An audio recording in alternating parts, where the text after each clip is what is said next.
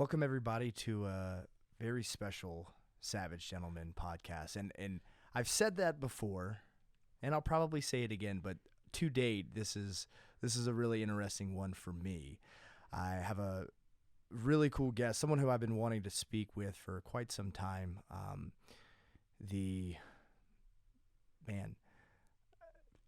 I Good feel luck like with this. I know. I feel like he needs no description, and because you're really hard to describe. But I have with me Mark Twight in his home. Actually, we're once again in the NonProphet studio because I'm here visiting you guys, which is always a treat. And It's good to see you, actually. it's good to be here. Like, good to see you likewise. This might be a hard one for me. Okay. Well, I don't typically get super nervous on these, and I usually have an idea of what I want to talk about, Mm-hmm. and there's too many things, and I don't know where to start. Let's start with that really sweet double leg that Ooh, you okay. allowed me to. Yeah. All right. Well, and some of you guys may not know this, but Mark is not a wrestler by trade. This was not your craft. So far from it. One of the most accomplished alpinists out there, author, photographer, philosopher. The list could go on and on. Smack talker. Man, you're really good at that. I think that might be one of your... No, I actually don't do that well. I do disappointed dad real well. Okay. Which I think can have actually more effect, truthfully. I found it to be so. Whatever you're doing, it's working out so far. So keep it up. Thank you. So yeah, Mark and I, we spent quite a bit of time together, and I think one of the most enjoyable for me, and hopefully for you, was a little bit of time there where we spent doing some combatives trainings. Yes. Oh yeah.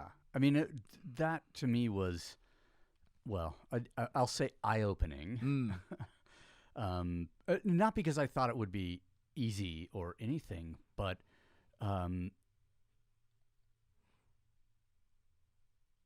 was surprised at how remarkably technical even the simplest things are. Sure.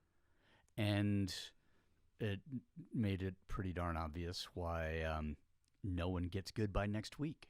Yeah, with everything, and anything meaningful. Sure, anything meaningful, right? And obviously you have a very strong aptitude with a firearm. You've spent a ton of time, competed at arguably the highest level of competitive shooting. Not highest? Oh no. There, as with anything, there are categories, classifications, levels upon levels. Yeah. Okay. Oh, but gosh. You didn't suck. At first, yeah. Sure. I sucked and blew and did it all of it. I never had a negligent discharge. Okay. The only house pop that ever happened was I had attended a gunsmithing class for about 10 days and built a custom pistol during that time, and was in that in the period after that I was working on another pistol and may have taken a little bit too much material off the sear, and I thought, okay, I think this is gonna follow, but let's see what happens. And we were living in Colorado at the time, and my reloading room and all my gunsmithing stuff was in the basement, which happened to be, it was a summer cabin, so it was a dirt floored basement. Mm-hmm. I did notify the person I was sharing the cabin with that something might be about to happen. There could be a loud noise. So if there is a loud noise, I'm only going to load, one round into the magazine and then drop the slide, and then the hammer followed. And I don't know why I needed to. Anyway, no, she said, it's hearing gunfire in the house is very, it's really very startling. disturbing. It really is. Even like if that, she knew, like, oh sure, that, yeah. We're not really. I mean, certain people are more accustomed to that than others. I guess. But if you haven't been in that kind of environment, it's unsettling. It doesn't feel great. Yeah. Well, so I started out with in the IPSC or USPSA organization, and started out as a D class shooter because that's where everybody starts. Sure. You could score super well and move on up relatively quickly. But over the course of a couple of years, I got decent. I think as a C class shooter. So that's pretty far down there.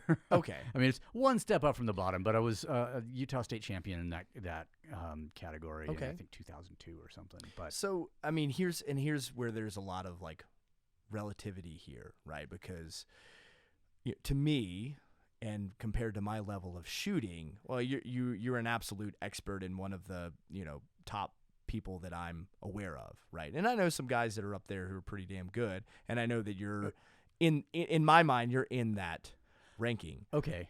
In my mind, I'm not. Sure. So, well, and here's the thing. We can do the same thing with fighting. Yes, of course. Right? Yeah. Because I know where I actually stand in the grand scheme of things. And to the layperson, they could very easily look at me and my accomplishments and be like, oh, man, this guy's right up there with no, and all I don't of the, and I don't even belong in the same sentence with a lot of these guys, which is fine. We both recognize that. It's just interesting when we project this onto the other person, It's actually, it is true, and but I think sometimes that has to, it's just we don't necessarily understand. Like I want to what it entails, at these levels, or how good someone really can be. Sure. At anything in life. And then we start to make sort of, comparisons, but I think due to the lack of knowledge and the fact that we sort of respect and admire our friends. Sure. I want you to be up there. Yeah. Well, I appreciate that. Yeah. Well, but then there's also I mean, obviously in Brazilian Jiu-Jitsu, wrestling, I guess there's not, but Brazilian Jiu-Jitsu, you have certain classifications indicated by the color of the belt, and that is a sort of a reference to the amount of time that you have spent practicing and learning and that, and so I go, well, it's you're quite far along that. I mean, I've been doing it for a while, sure. Yeah. And I think the point that you were referencing before is like until you have like touched or experienced what that top level is, you really don't have a great frame of reference. And so I think we go through life with a lot of things like that because just having no clue what it really means to be exceptional at something. Like we might, we watch someone drive a car and like, man, that guy's a good driver. Man, I've ridden in his car and he does cool stuff in the streets. But then you get behind the wheel of someone who, actually does, I don't know, dirt rallies and that sort of thing. And then you get maybe you encounter someone who's a Formula One racer now. And then even within there's the guy who's at the very bottom of the scale and then the guy who's winning consistent championships. Yeah. And to our tiny little pea brains who we can only understand driving our little, Miatas or whatever we drive. I don't know why that came to mind first. Because I'm old and is that what you it think is? That, yeah, and you think that a red Miata convertible, then I get the oh man, I get the flow, with the wind and that's so you. Yeah. That is so you. Yeah. You get rid of that FJ. Do you still have that? I do. Okay. Yeah. Get that thing out of here. Yeah. You get all Miata all the way. All Miata all the way, yeah. And maybe I could, I don't know how you'd put one of those rooftop tents on a convertible, but it's a bold move. It's a bold statement. It would be, wouldn't it? Well, I appreciate that level of respect and I have that for you in a lot of things in firearms and that, but where unequivocally I think you have made your mark in the world is within the fitness realm, and I think obviously even more so in the climbing space, where it's like, man, okay, no, you're going to be hard pressed to find someone who has done those things, and you can try and downplay this as much as you want to, and I'm just going to tell you you're full of shit. Yeah. I don't mind describing myself as one of the best in the world for a certain period of time. Sure. Or at a certain period of time. Well, and that's the only way you really can describe something. I mean, nothing is permanent, right? Yeah. Like no one is ever at the top indefinitely. You can of take, course, yeah. I mean, who the best pound for pound fighter, boxer, whatever you want to choose of all time. Well, we're talking about a window. We're not talking about Muhammad Ali right now. He's probably not super great at fighting. I'm guessing currently he's a little slow. Yeah, Yeah. So there, we have to. I think it's important to. Let's just say slower than he was. Certainly slower. I mean, I'm sure he could probably. I bet he'd still give that Jake Paul clown a run for his money. I do believe Muhammad Ali has he not passed? I don't know. I think even the ghost of Muhammad Ali could probably beat the jackwagon. Yeah. I don't know. I should know that he may. It wouldn't surprise me, because he's been up there for a while. Yeah, I think okay. that happened a couple of years ago. Okay. But now I know nothing about this YouTube boxing. You should keep it that way. Don't even. I'm not going to ask you any questions. Yeah, no, it's not even worth. This is more because I know that a lot of these guys are aware of it and just putting little jabs there for entertainment purposes. But man, there's certain things that I don't think are even worth occupying any amount of our brain space. Okay. And I wish I had never heard of it. I Yeah. would have been better off to not have known that any of that. But when you heard existed. it, did you get a little curious and like, what in the fuck? And then try and satisfy that curiosity, or? Only that I wanted to.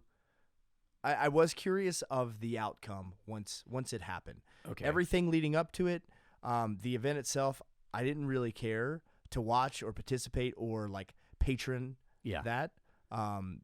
Because really, I mean, if you pay the money to watch the thing, well, you are now complicit in this. You could say it's continuation. Yeah, I mean, you can mudsling it as much as you want to, but guess what? You're perpetuating what this thing is. It was a pay-per-view thing. Yes. This was and those guys made out pretty well. So in that regard, good for them, man. I mean, I personally, I have no qualms if any person wants to fight any other person and people are willing to pay for it.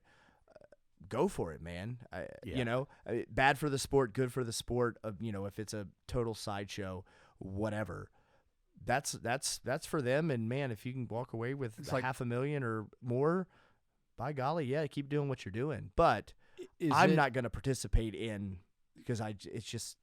Yeah, is it like a carny boxing it is. kind of thing? I mean, they might as well have been. I mean, it's cotton candy, right? And some people really like cotton candy. Yeah. And, maybe there's a time and a place for cotton candy when you're at the fair and potentially not yet of age. Sure, you're a child, right?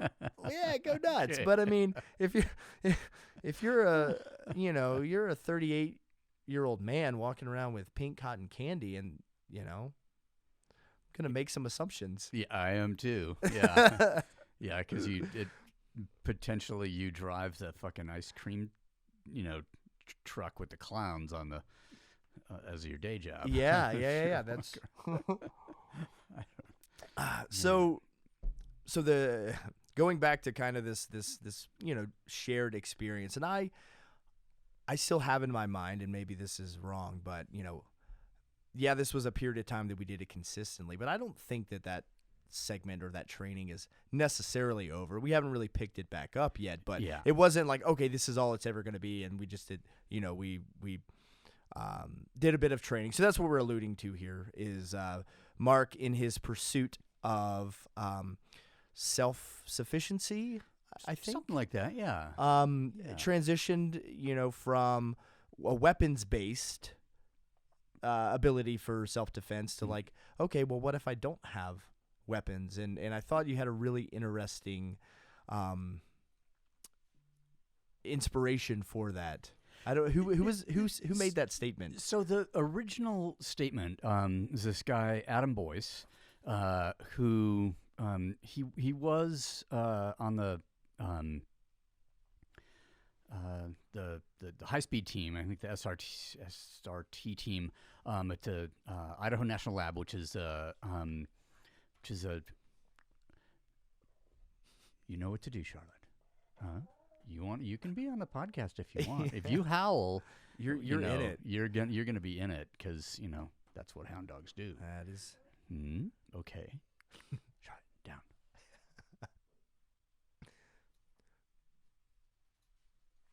She's just mad we didn't give her a proper introduction. That's true. This is Miss Charlotte Ray. She is a 9-year-old. She's a mix. She's mostly coonhound. Okay. And with a little bit of black lab in her. And she is named after the first African-American woman to become an attorney. So graduate from law school and become an attorney in the United States. I think that was in 1870. Anyway, so Adam Boyce, he studies Brazilian Jiu-Jitsu. He's quite handy with a blade, and he teaches combatives. So the Idaho National Lab, where he I believe he's no longer working there. He might just be only teaching these days, but he's a student of combatives. He teaches that, and in his job there at INL was they're basically guarding nuclear material. It's like one of the sort of preeminent sort of nuclear research facilities, and so there's a lot of material there, and so they have quite a handy group of guys. You're gonna want, guys who know what they're doing. Yeah, some kind of around. A big deal. Yeah, exactly. So he had on his Instagram page one day, he said, look, if you carry a firearm and you don't study combatives, you're just a holster for someone else's gun. Snap. Okay, there's a lot of people that probably need to hear that. Yeah. And so shortly after that, I was in a course with Bill Rapier, who had been a student of mine when he was in the Navy, and we did a fair amount of climbing together. Once he separated from the Navy, he started AMTAC shooting, where he travels around the country and teaches firearms courses and that sort of thing. He also is in the Sayak Kali lineage, so one of the courses that he teaches, so I ended up at a 3-day course with him last year. Day one was basically compact rifle, and that was using what are an AR type of pistol or some other thing, and so deploying it from a bag, how to use it, transition to pistol, all of that work. But then the next 2 days were integrated combatives, which is using both blade and pistol. Okay, and I came away from that with a very basic understanding of the concept. A guy a couple of years ago, I had been shown some of these ideas, these techniques, by the Wolf. And if you know him, you know him. But I wasn't ready to receive at that point. Like I wasn't sort of switched on. And the whole experience with Bill was wonderful, because having sort of switched from being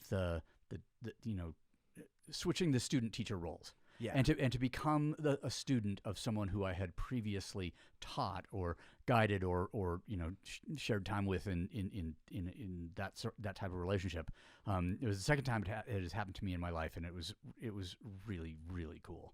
But I came away with some limited understanding and realized, like, okay, this is okay. If you're in a confrontation and you can deploy a weapon, a tool with either hand, you become really dangerous and hard to control.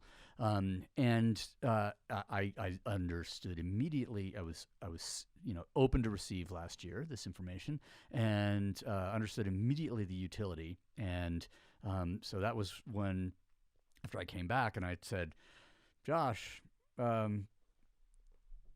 you offered to help before, and I wasn't open to receive at the time, and now I am. Please help.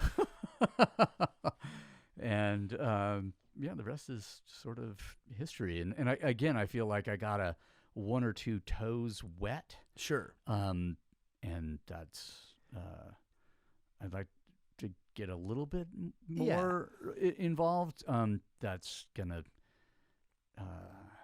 man, I really enjoyed.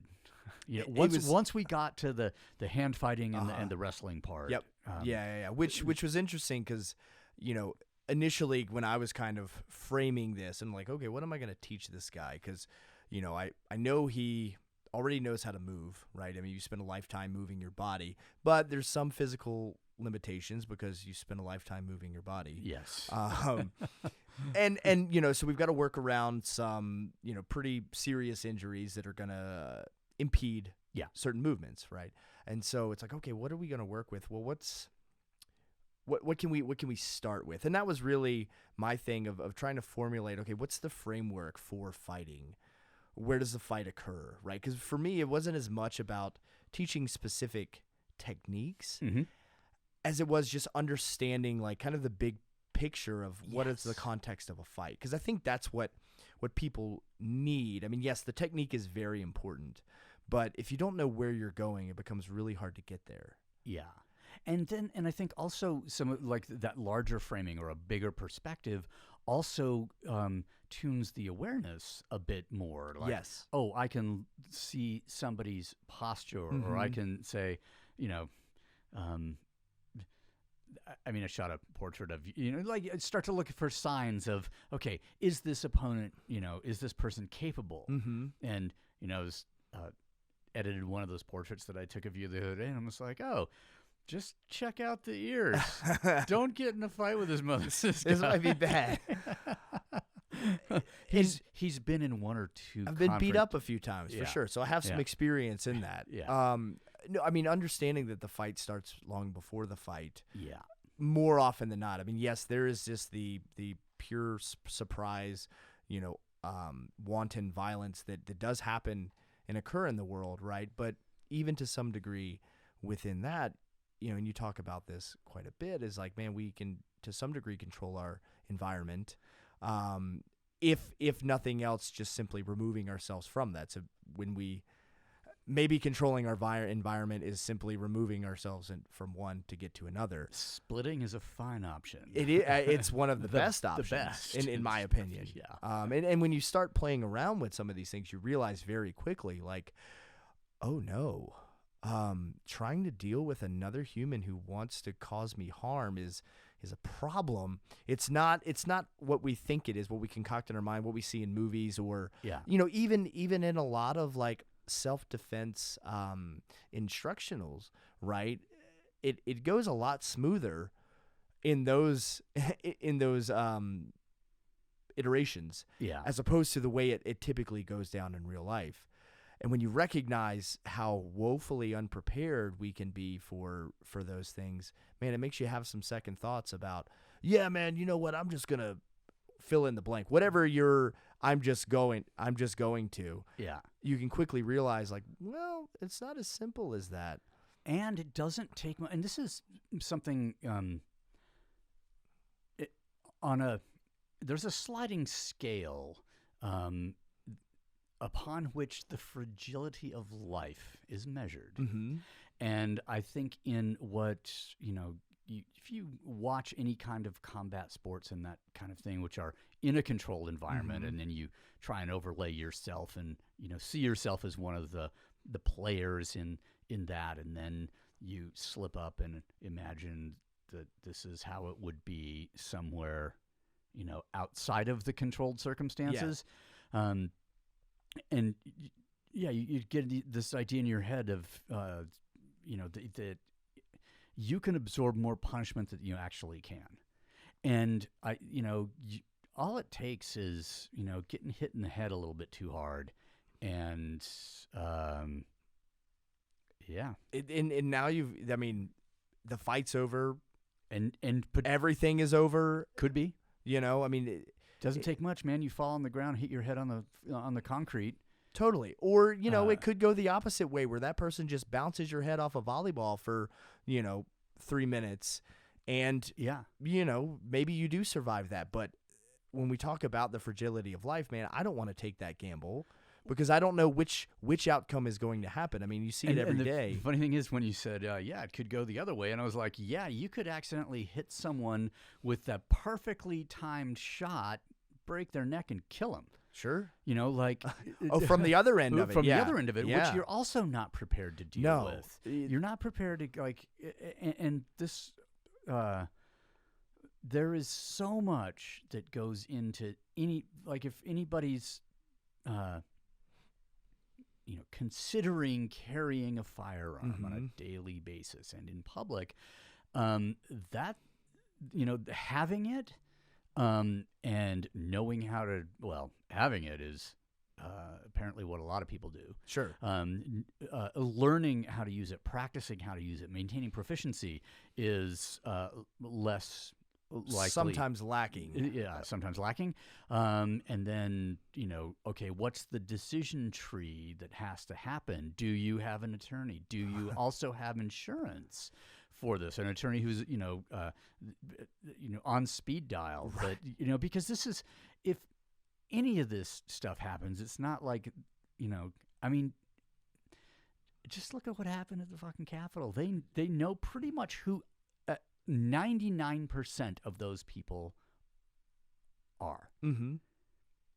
That's how it's going to, you're not walking away from a fight. You're not going to put the body in the desert. You're not going to do any, whatever fantasy that we've concocted Yeah. in this. And I think people, and you probably are more keenly aware than most everyone, but I think people take for granted the gravity of certain life decisions and what actually unfolds from that. I mean, you've seen stuff firsthand where shit gets real serious real fucking fast. Yeah. And I don't think most of us are mentally prepared to do. In fact, I would argue that none of us are ever really fully prepared for that. Oh no, I don't think. I don't think you can, and hopefully you never have to. But I don't think that it's a great use of time unless it's your job, and Sure. and that obviously means.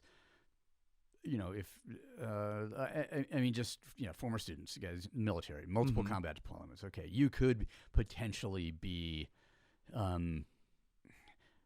more ready. Sure, I guess put an asterisk. Anyone in the civilian world, Yeah. And maybe anyone who's not a first responder, because these guys are seeing that, that moment, Yeah. right? The gravity of either their decision or someone else's, and they are experiencing that. Yeah. In all of its Or just the fragility of, again, back to the fragility of life. And I think it's an important thing to discuss just because, the number of, we've got some friends who are paramedics, firefighters, Sean Kingry, who has been on the podcast, Alan Kennedy, who was here this last weekend. Those guys roll up on car accidents, a lot. Sure. And there's something that, gets taken for granted. And man, not all cars are created equal. No. And you can get pretty fucked up pretty fucking quick. Yeah. Doing something that everybody does on a daily basis and isn't necessarily aware of the the potential consequences. Sure. I mean, guess. we do it every single day, and we don't even think Notice. twice about it, right? Yeah. And so, for the guys that actually willingly, choose that profession where they know they're going to walk into these scenarios, man, that's a different breed. And I don't think that these guys get enough credit. These law enforcement and military and first responders and everything else. It's like, man, that's a different kind of human. We look at them and like, oh, that's just my neighbor Bill who does his whatever. It's like, Bill's a fucking badass, man. You need to keep that in mind. And Bill has seen some shit. And Bill and he is, yeah. And Bill is forever changed by that. Sure. Well, and I think that's it's interesting when you see those guys, the perspective that they tend to have on life is very different than what the other rest of us, not you, but some of us who don't necessarily live in that world or haven't experienced that sort of thing. We have a really poor relationship with death and morality. I think we talked about this a little bit in the symposium to some degree. I think it came up. But yeah, we've outsourced death in almost every way, so we don't really know how to even. We don't know how to handle it, and we don't know, and because let's outsource it or put it at arm's length or characterize it in certain ways, We don't if we can't respect life if we don't respect death. Yeah. And that something that's further reinforced by video games, the types of entertainment that we have and that sort of thing. Mm-hmm. And when you've handled the bodies or the soon to be dead, that are sort of dying in front of you, or watch them be killed outright in front of you, this is something that makes you appreciate life in a way that you can't until you've lost this or had experiences like that. And I honestly think we need a bit more of that in most people's lives, so that life is respected, sure, so that people are treated respectfully, instead of people wanting to go from 2 to fucking 11, at the snap of because you bumped your shopping fingers. cart into mine, yeah, or whatever, right? And, or you scratched the paint on my car with your shopping cart. And this is my gripe with a lot of Prius. How dare you? Don't you dare touch my Miata. Yeah, exactly. Yeah. I think this is a problem with a lot of reality-based self-defense ideology, where the mantra. What do you mean reality-based? You mean like trying to prepare someone for the like possible real circumstance? Yeah. So there's reality-based is kind of a buzzword, because everything that is done in a competitive sense, well, that's not reality, and surely that could never work in the real world. Okay. Right? Yeah. Because there's no referee in the real world, there's no rules, there's no whatever, right? Yeah. So reality-based is a martial art and a self-defense style that has no rules, and anything is at your disposal, which to some degree that's a valid and useful mentality. You should have that. Yeah. However, it doesn't negate the effectiveness of the other things in their particular realms. Number one. Number two, the undercurrent in a lot of these, not all. I'm not beating up on every single one. There's a lot of really, squared away dudes. Yeah. In what they're teaching, but I see a lot that it is that 0 to 100. It's like, okay, man, something happens, now you have to use physical force, so use all of it in extremis as fast as you can, and consequences be damned. So again, this is the shopping cart thing, where it's like, hey, this guy bumped in my shopping cart, got in my face, so I fucking plucked his eyeball out. Whoa. I mean, yeah, that's maximum force, but that seems a bit excessive for the no, bro. He knew what he was doing, and it's like, well, man, there has to be some degrees and some ability, and you guys talk about this all the time here at NonProphet, but some sensitivity to the situation, where it's like, yeah, not every single person that I come in contact do I need to pull out a knife and stab them, because, I mean, maybe that is the out, but I should be able to have the wherewithal to figure that out in the process. And some people say, no, you're too late. If you got to think about it, you're done. And it's like, I don't know. Mark, when you're on a mountain and you're in a pretty serious situation, how much has your blind rage gotten you through a really sketchy scenario? How many times? I can count them on, one hand. Okay. If I make a 0 symbol. Yeah. Because shit doesn't.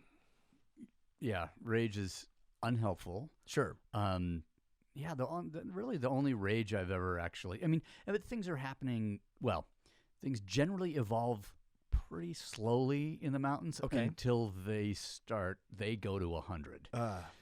And that's some catastrophic event. Sure. Oh, but it can also be that that you're like, okay, we're in a situation that we cannot quickly extricate ourselves from, and the surprise storm. You still have a lot of time to make a decision. Should you be conscious? Sure. That decision needs to be made. How much? Because I mean, speed is really important in what you were doing. Yeah. How much faster could you move the angrier you were? How good of a use of your energy was that? I mean, if were anger to be useful, it would be like nitro. It wouldn't. You could, yeah, for a little bit. For a little bit, yeah.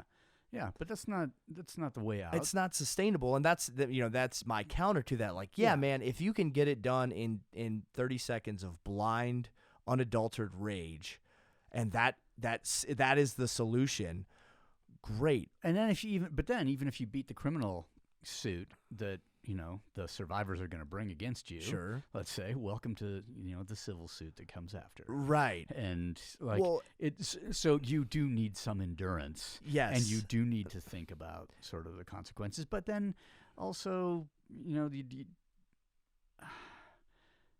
yeah, it's worth wargaming some stuff and maybe even overthinking ahead of time. Maybe, I mean, planning ahead I think is really good. And the 30-second thing is like, well, if it didn't work and I'm in a physical altercation and you kind of felt, what that exertion is and how much it actually transpires when you're trying really hard to resist someone and you're not super experienced. Yeah. Right. But because the mental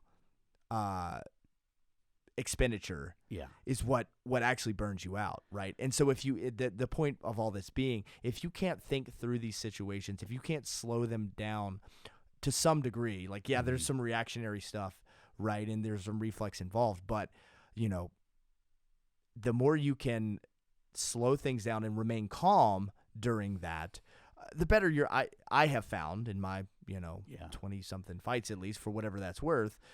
It generally helps, and in talking to guys that have been into live gunfights and that sort of thing, generally speaking, that calmness is really useful, and that comes from experience and training, and if your training is just to go balls out as hard as you can, then man, when do you ever develop the other aspect? I mean, one of the interesting things about that with like I started competitive shooting because I wanted to become better at shooting, but then it's you become better at a certain.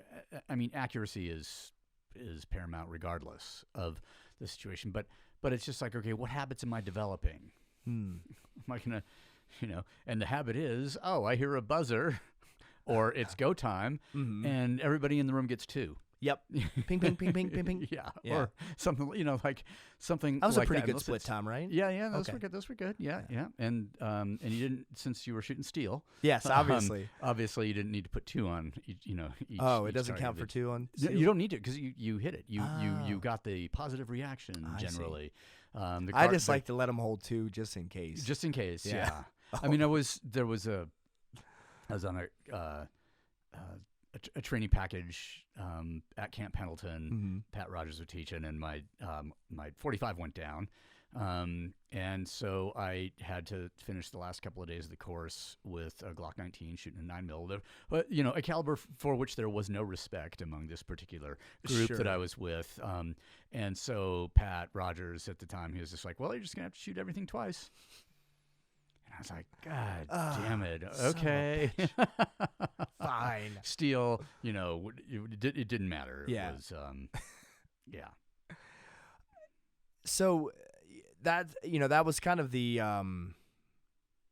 introduction of this experience. And I think that for me, it was really cool because I got to see someone who is a master at teaching people and helping them learn. I got to watch the process of them learning and try to emulate some of the things that I've learned from you and apply those to that situation. And so there was, some really interesting dynamics there that as a coach and an inspiring sage like yourself, maybe, it was really it was really impactful for me to have that chance to, okay, here's a guy who has reached the pinnacle of arguably quite a few things and things that very few people are actually even able to get okay-ish at. And so now I get to watch that process of learning, and I can see a lot of some of my own things in there, and it was just really. It was really cool and from my perspective, it was super cool to. I hadn't been in a situation of learning something, like having to completely empty the cup, like come and, okay, I know nothing here. Yeah, I studied a Chinese martial art, when I was 21 or something, Sure. so long enough, 21 or 22 something, and long enough ago that, okay, it doesn't matter. Yes, I do know how to move, but it was really nice to just, okay, be a student, but practice being a good student. Yeah. It's harder to do than one thinks. Yeah. I mean, I've been a student for a really long time in a lot of different disciplines, and I'm realizing now on the cusp of receiving my BJJ black belt of like, man, I still have some work to do in becoming a student. Like I'm just now, after, almost 2 decades of just nothing but grappling, realizing some tendencies that I have that are getting in the way of my learning. Yeah. And I think a lot of times, and this is why I, really have a lot of respect for you and everything that you're doing. I think the guys that get to a certain level in life, whether that just is purely age or accomplishment or whatever, they're like, I'm done. Hey man, I'm good at some stuff, and which means I'm probably good at most other things, and I don't really need to. Or I'm gonna stay in this particular lane and just keep driving that direction. Yeah, but this is the comfortable one that I know, and man, I can drive this with my eyes closed. Yeah, or so that could be a voluntary thing, or it could be circumstances of life require me to sort of stay in this lane. I think if we keep learning and practicing and becoming a student, and then when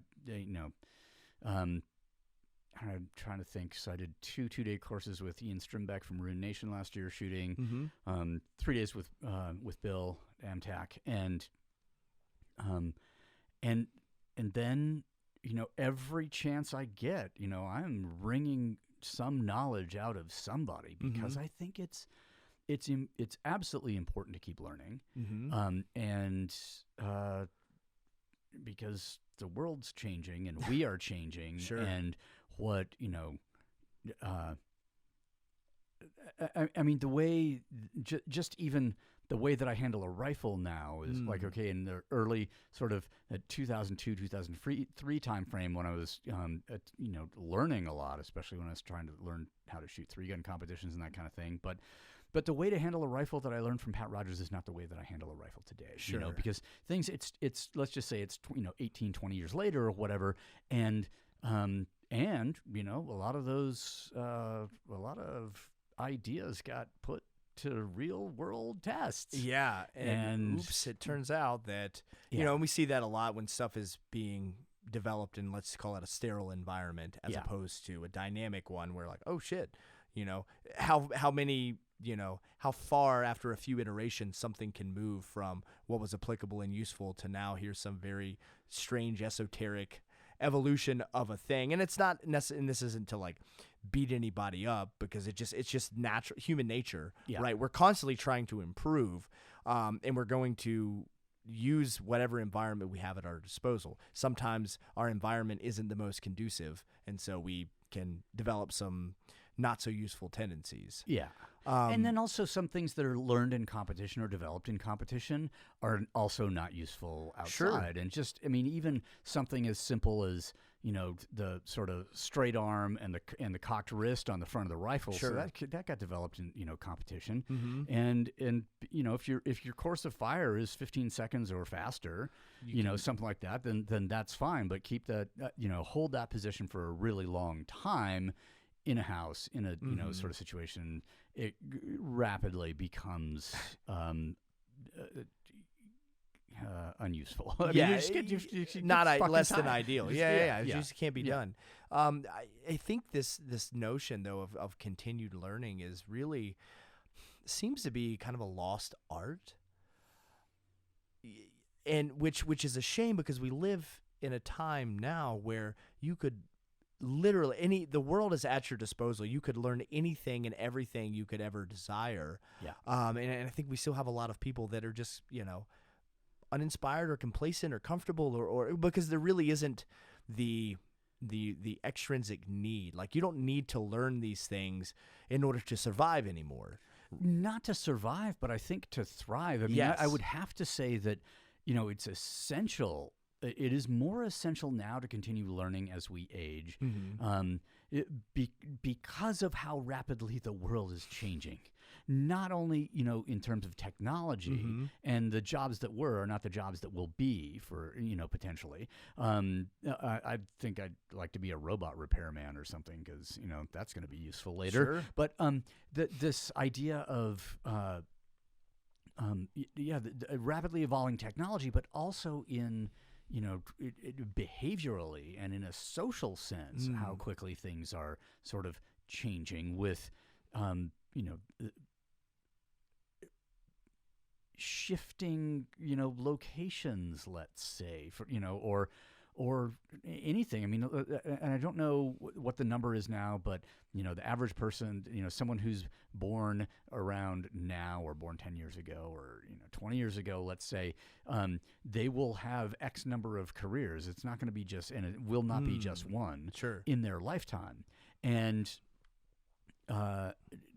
because, maybe it's a, interest, maybe it's location, maybe it's social circumstances that change the, the requirement or whatever, for, career path. Sure. And or maybe it's like, oh, well, I thought I was meant for this. I went into this field because of the social pressure. Maybe it's family or whatever. And then, 10 years later, I was super bummed out and I was an alcoholic and I decided to do something else. And so now I, take people on yoga retreats to Tulum or something. Nice. Sign me up. Yeah. I guess. Yeah.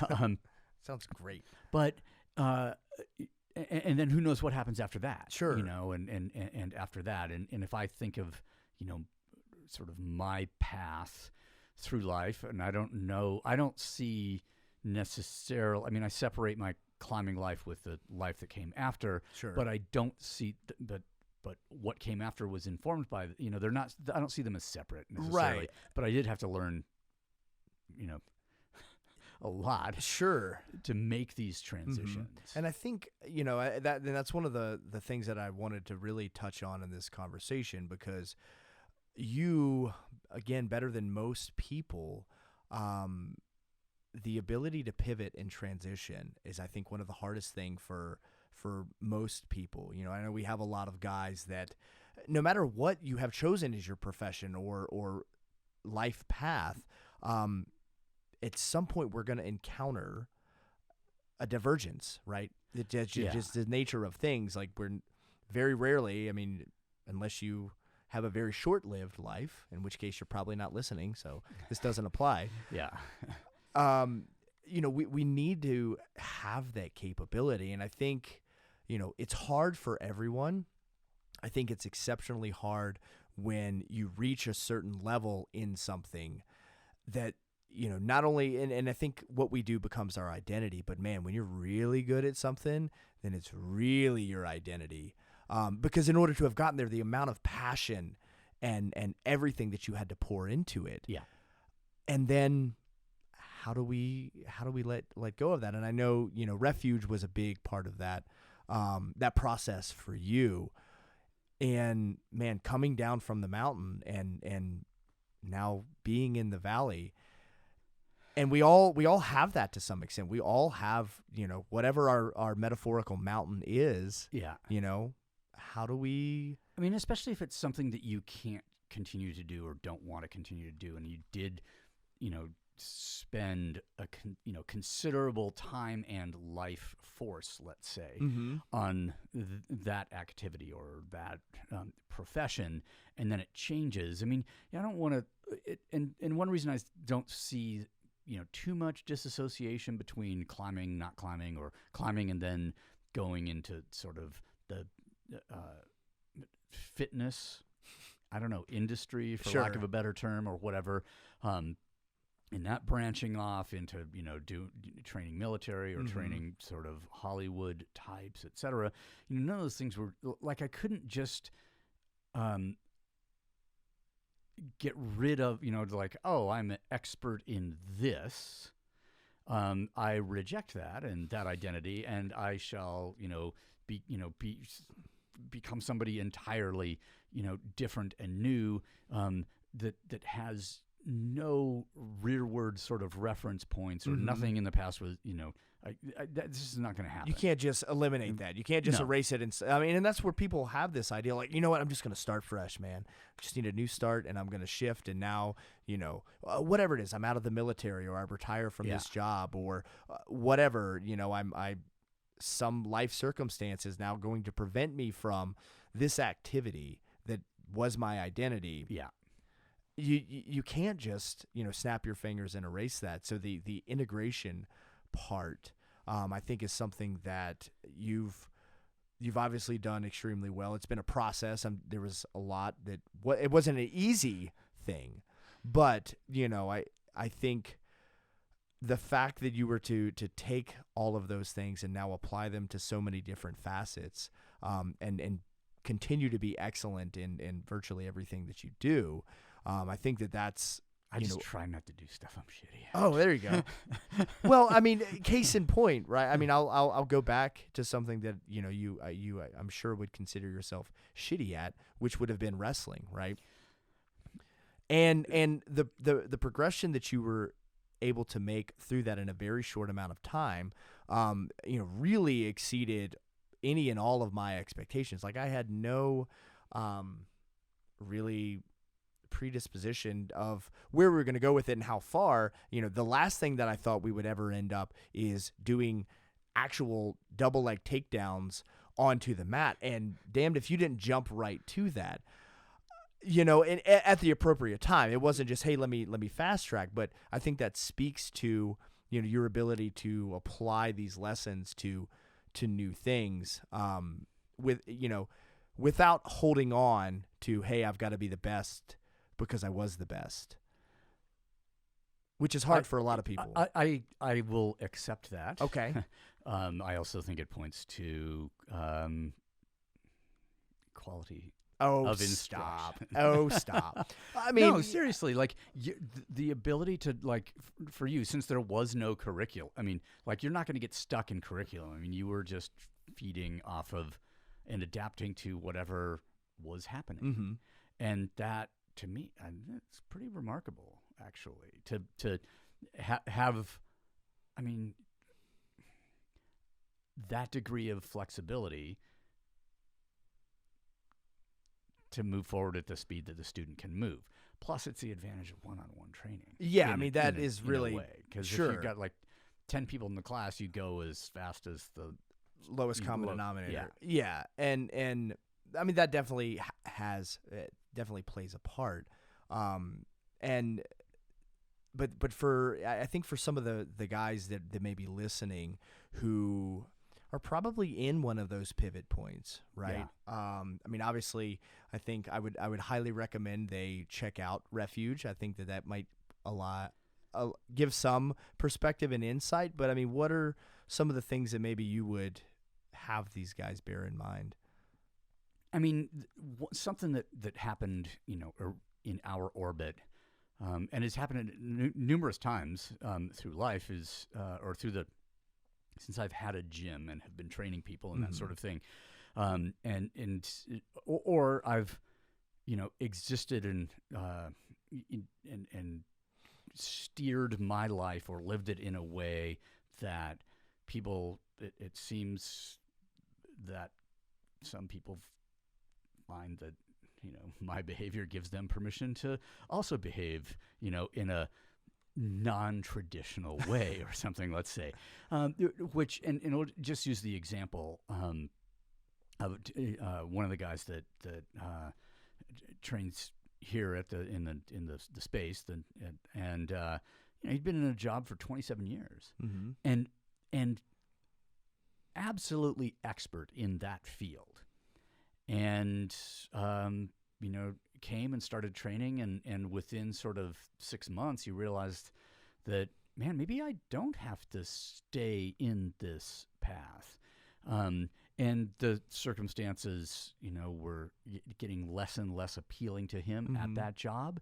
And he decided, all right, one day, I mean, it wasn't from one day to the next. Obviously, Sure. considered it a lot and had some conversations about it and that sort of thing. But a job of 27 years and, quit and started his own thing. So he's working in a photography store for all of those 27 years and just decided like, hey, look, it's time for me, and part of it is just like, hey, I want to see if I'm really any good at this. I've always worked for someone else. Mm-hmm. I'd like to captain this ship myself, but I'd also like to test myself and see if I really am who I think I am. Sure. And, so that decision was made. Another guy who trains in the gym that also worked in that photography shop also decided to step out, quit, and help. And so, their first day of business being open took a little bit longer for everything to come, come online as, things do. And so I think it's 2 weeks now, 2.5 weeks, something like that they've actually been open. Mm-hmm. And, we went to the opening and the place is beautiful. His sense of aesthetics is well, these guys are I mean, they are very good at what they do, and I'm glad that they are now venturing out and taking that. But it takes a lot of nerve, really, to do that and to have the balls and also to be in a certain role in, like, this was carefully considered. This was, daughter is grown and in college, and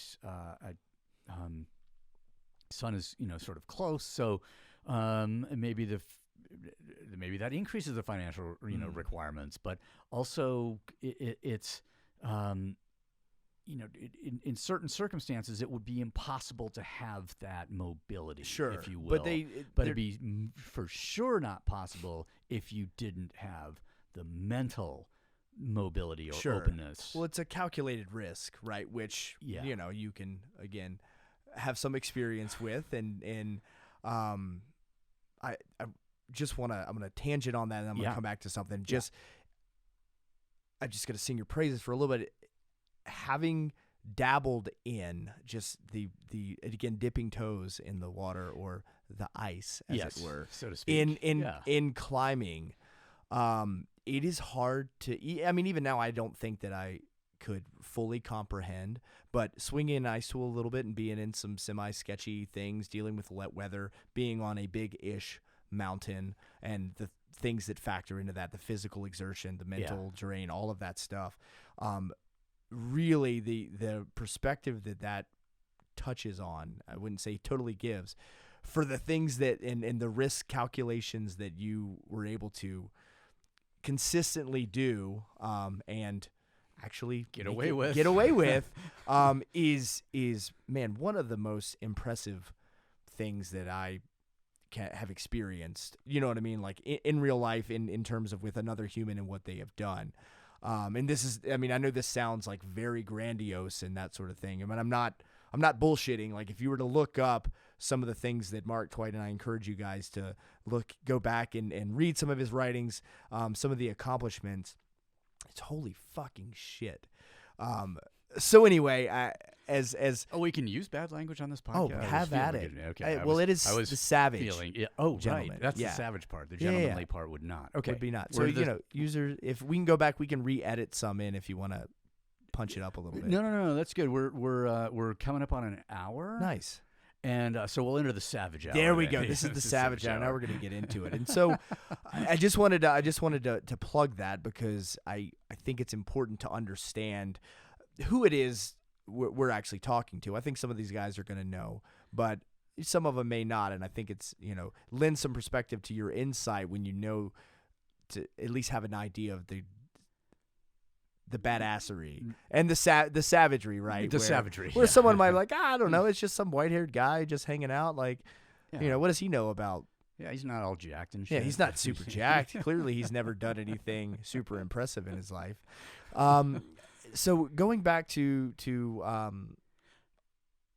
that, whatever it is, what do you that inspires people it gives them that license. What is it that you guys are doing here in this space at this nonprofit thing event center that you have?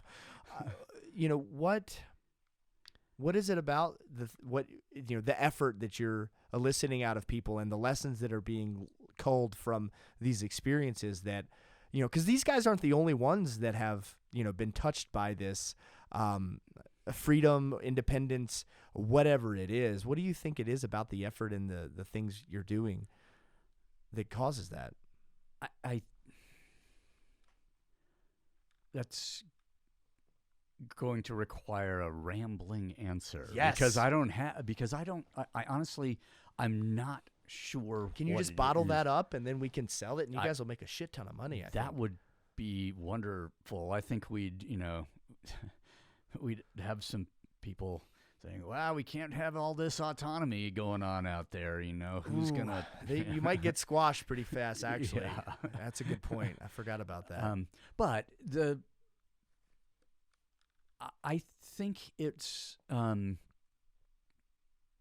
would have to go back and say, look, we're question everything, starting with the recipe, and that recipe is going to be obviously it's a little bit different culturally and different places. I speak from my experience with the world, and if.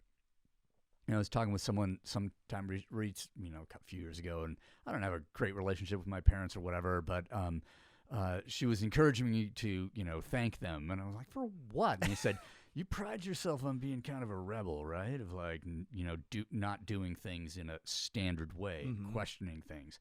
And I'm like, yeah, I do. And she said, they gave you that. And I was like, damn it. Bitch. You got me. Yeah. And so what goes with sort of that confrontation with the recipe, the norm, the status quo, the status quo, if that can become why am I doing this thing? Why are they asking me to do this thing? Who benefits from us all doing the same thing, following the same path? And you could say, oh, I'm alternative. I didn't go into banking. I became a tree technician, an arborist, sure, or something like that. But it's regardless of how we dress things up, the status quo is never far away. Sure. Because we're social creatures, we kind of want to fit in. Yep.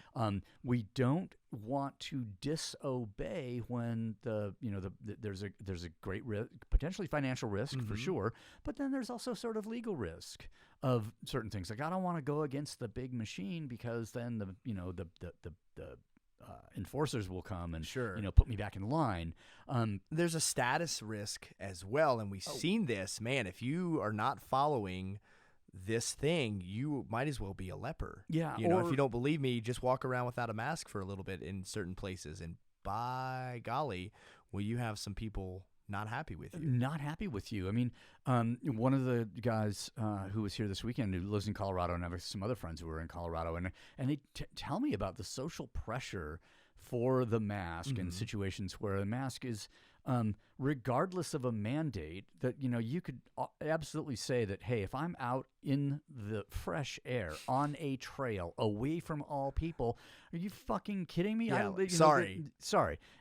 But then you come across someone else and they start wagging their finger because they're wearing their mask out there because it's you could brush up against a tree and get fucking COVID, apparently. That's how it works, I think. Or it's just floating in the air. Follow the science. Exactly. And what was the science in the beginning? Well, fucking wash your hands every 5 minutes because you might be able to pick it up from a surface. Well, what's the science say now? 1 in 10,000 chance of picking it up from a surface. Sure. So, and now, we've reduced the 6 foot rule to now 3 foot, I think. Is it? The last I heard, and that could have changed, I want to say, and I don't know if this is true, but someone posted somewhere, so take this with a grain of salt. They're like, well, now really probably isn't that easily transferable. Transferable by, Just- unless you're spitting in someone's mouth, Sure, which or happens. it does, especially if you're, Especially if you're not wearing a mask. hippie- Fuck you. Exactly. Spit right in your mouth. That'll Yeah, teach you. That'll teach you, exactly. Let me lower my mask, just spit in your mouth. Well, yeah, I'll pull my 3 masks down Yeah. to spit in your face. To so part of, not like falling into that status quo is part of part of my disobedience in that regard is like we stay on top of learning about the mechanisms of transmission. The whole flow thing. There was a diagram that was circulating on the internet of, the person running and then how far the droplets could, trail behind them and that kind of thing. That was a bunch of bullshit. Yeah. This is highly theoretical. It got taken as fact, and then people are fucking giving you the finger on the trail because you're not wearing a mask. Okay, feel free to step off the trail, or if you want to mask up, that's great. But then you also got to think like, hey, if social distancing works, I don't need a mask. If masks work, then I don't fucking need to social distance. So which choose is it, one. Which Right. is it going to be? Yeah. And then now the whole thing with sort of vaccinations, the CDC finally said, which I what is it, 2 days ago or something, a couple of days ago, the CDC came out and said, okay, if you've been vaccinated, you don't have to wear a mask when you're outside any longer. And I was like, oh, that was a mandate? I guess I missed the fucking memo because. If I'm outside in the fresh air and in the sunshine or even the rain or the snow, but just outside, there's no way. Yeah. And come at me, bro. Yeah, I how guess dare you. this is. I know how to do double leg takedowns now. Sort of. Best of luck. Yeah. But that would, I'd have to close the social distance. Oh, no. To a much more social distance in order for that to happen. Yeah. And then, and then what would be the point? Right. I could take my mask off and put it on you, or vice. What? I don't even know where we are in this whole thing anymore. But these social norms, and you start questioning them, and you are going to be marginalized in some way. One of the and people are often not comfortable with that. Yeah. Because I want to fit in, because I want to be part of this group. But when I started climbing, I'd say I started climbing in 1980. Well, it was as a sport, it was marginalized. That is 40 years ago now. And now, there's a climbing gym in every, town, and sometimes 5 of them or whatever, depending on the size of the city. And it's quite a bit more normal. It's going to be in the Olympics. All of this stuff is happening so that climbing, or certain subsets of climbing, versions of it, whatever, subdisciplines within climbing are more popular than others. But back then it was marginalized. The sport was marginalized. The people who did it were marginalized. So growing up in that and having to justify my existence to just about every person that I met, especially in the States, until I moved to Europe, which, just going and getting a taste. My first trip to go climbing in Europe in '84, where, man, this is fully accepted, and people here, and there are actually professional climbers here, and they are making good fucking money because they have, sponsored by banks, or, at one point, Christophe Profi was, once he had, he had a paraglider that said Durex because he was sponsored by a fucking condom company, and I'm just like, sweet, that's not a small paycheck. Or Bruno Gouvi with, his Marlboro contract, which was, substantial annual sum of money, also got him killed, but, there's risk, but it's also accepted. And then I would come back from a trip to Europe, or eventually I ended up there in '88. I moved full time, and where, man, now I don't have to spend all this energy sort of justifying myself or limiting my social circle to the other marginalized people, who did this esoteric weird fucking thing but that stood me in really good stead. I was used to it. I don't care. Kick me out of the group. Fine. Yeah. I'll be okay. I did a lot of soloing in the mountains, like I spent a lot of time by myself and, making decisions for myself that, directly impacted my, my health and my continued existence. And So that's one thing from climbing that, kind of set me up to behave in a certain way for the rest of my life, which did make me question certain things. Like, why is this sport treated not like, sports ball or, other more acceptable mainstream activities. What is mainstream? What is not mainstream, and why? And then, like, going down the road of, I came from a family of academics. Dad had a PhD, mom had a master's, and so college was very important. My sister, she graduated, with honors and that sort of thing, and I had that pesky extra half credit more than I needed to graduate from high school, and that was it.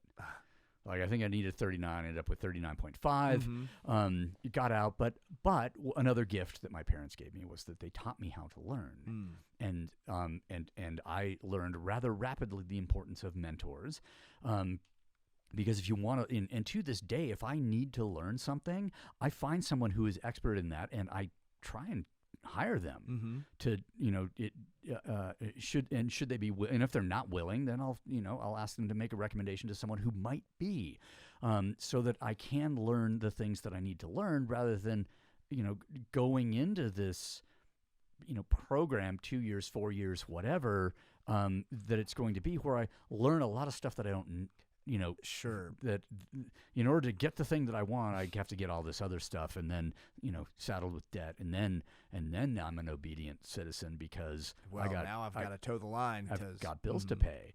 And I think, making decisions like that, that there's, and you see other people doing it. Well, it's like, yeah, I can have a better quality of life, a quality of life that I can't afford if I only use debt as if it was actual money.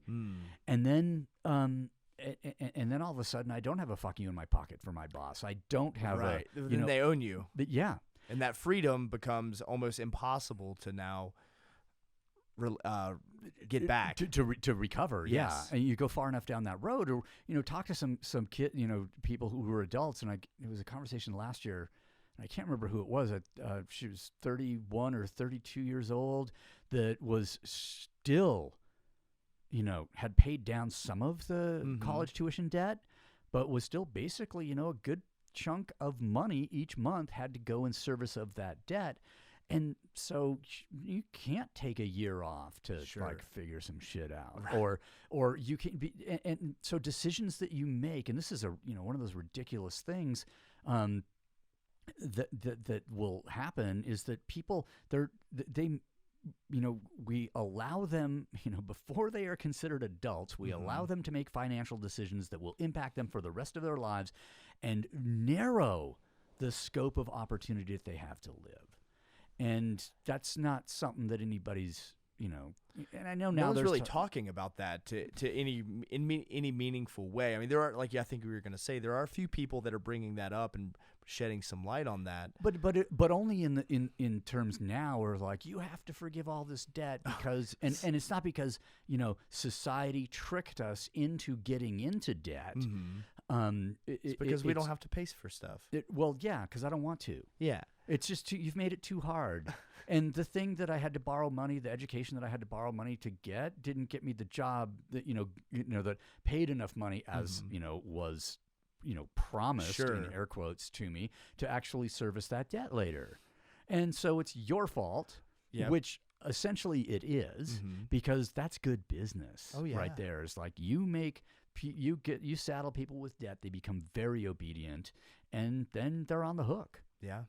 And they're not doing any non-traditional, anything. Very few. I mean, yes, it is far and few between. And, that's a tough row to hoe there. Oh, yeah. And like you said, once you're in it, it's really hard to, extricate yourself. Another conversation that I sat in, and then it depends also a little bit on how what people feel entitled to, or how their relationship to hard work. And, somebody was talking about, yeah, I've got a lot of debt. I might be upside down on this one thing. The value of the thing that I got is less than the amount that I owe on it. So I can't even sell it to come back to equal. And, the question was, well, why don't you just get a second job, get a second job or whatever? And the answer was like, well, I just don't want to work that hard. I'm like, okay, then then you'll tread water. Yeah. Well, I'll just wait until they raise the minimum wage to the point where I can afford things, because that's how that works. Is it? Yeah, totally. Just, someone I saw somewhere where now there are some people that are exploring the idea of $22 being the minimum wage. So, I think that'll work. This is one really of those things, well. I was out in this space earlier and I was trying to understand. I was like, does anybody in here know anything about the economy and about economics? Because I want to know why inflation is not rampant right now, since we're just printing money. I think I feel like there's some kind of a delayed response. Yeah, there's that, and then I did do some reading on it sometime in 2020, because I was just like, wow, if they just start printing money and handing it out, to buy the votes, as they say, then normally this inflation thing would happen, right? Because and it wasn't happening, and I read a couple of explanations of it, but I am sort of curious about, like, okay, how does this? Oh, I know what happens when the minimum wage gets too high. Businesses shut down and people are out of work. And the cost of things goes quite a bit up. Yeah, exactly. So, and I'm not saying don't do it. I'm just saying that let's do it.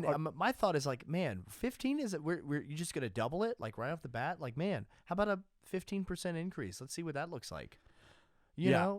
This is something that I don't feel very qualified to talk about. Sure. Other than an example that I saw a few years ago when I was out in California pretty often, and there's a grocery store chain and out there, Ralph's, and the people who were employees at Ralph's were striking because they wanted more substantial medical benefits. Okay. And, so there's a union and an employer, the people that are providing the jobs and the people doing the jobs and involved in the union. So and this discussion is happening. And I'm just like, okay, hey, Ralph, if you're still alive, how about give them what they want? And then when you run out of money, shut all the businesses down, shut every branch of that fucking store down.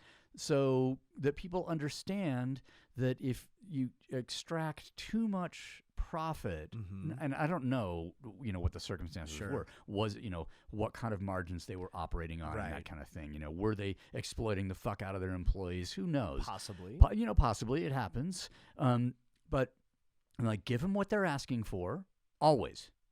They strike, you give them what they want. They strike, you give them. Pretty soon you don't have the headache anymore because you're fucking bankrupt and they don't have jobs. And then maybe they will, maybe people will start to understand, like, man, if we start demanding too much and we get it, this is a very, very viable short-term play. Sure. Sadly, I have a 30-year mortgage. And by the time I was out of work, I still had 26 years left on that, and no way to manage that. And now that's a problem. And now that's a problem. And I'm not, this is, again, it's just like I had to learn to balance a checkbook at one point, and I realized incoming and outgoing, or there's a relationship between those that's called balancing. Yeah. The incoming you and the outgoing. have to pay attention to, and if you do, and if too much goes out and not enough comes in, well, then there are penalties. Right. And I think that applies to a lot of things, and that and it's when you briefly touched on this this idea of risk and the management thereof in the mountains.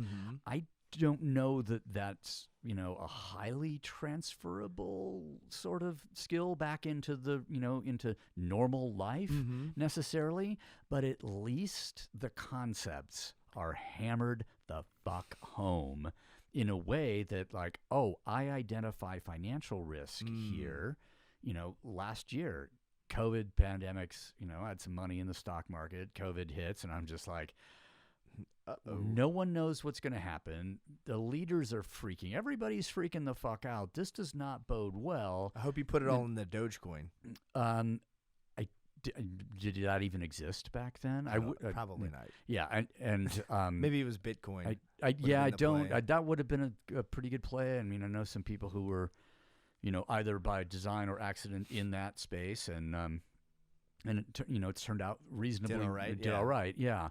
But I just had the alarm, the trigger. It's like we get within this amount of the principal, and I'm pulling 80%, and then 80% comes out. Sure. And that was just a deal that I made with the financial advisor, and I was like, I need to have, I need to be able to, cover these debts just in case. I'd like to, like the more I want to have enough out so that I can pay off the mortgage, and not be that concerned. Sure. Because then the monthly hit and now and long term is gone. Yeah. Maybe it wasn't the smartest thing, but I identified a risk and I did my best to manage it in a way that I was comfortable with. And really, I think the only way you were able to do that, or anyone can do that, is if they have practiced that in some meaningful way. Yeah. And obviously you did it in the extreme where the consequences were really, really high. Not for everyone, probably. Yeah. I don't know that everyone needs to do reality bath. Yeah. I mean, I wouldn't to learn the lessons, but I think the lessons do need to be learned in some way. Yeah. And this is kind of circling back, I think, to maybe some of the magic that occurs here, in the effort that is put forth in the space, the gym space. I know we're speaking kind of a little bit ambiguous about, but we'll call it a gym. But yeah, for the casual viewers, and if you guys want to explore what that really means, then go to NonProphet.media. Yeah, there is a website with some explanation. But the interesting thing when I started the first gym was to bring some lesson, like, hey, when there's weight, when something is risky, and that can be, that can be physical, that can be, social, that can be financial.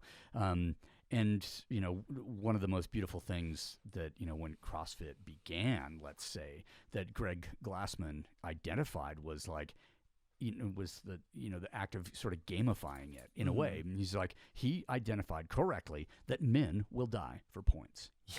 And so if you turn, some of these, some events in the gym, if you pit people in competition with each other, they're going to try harder.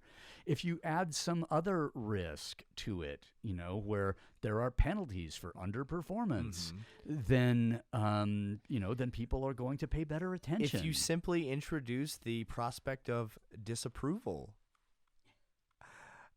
that can really, elicit quite a response in the player, as it were.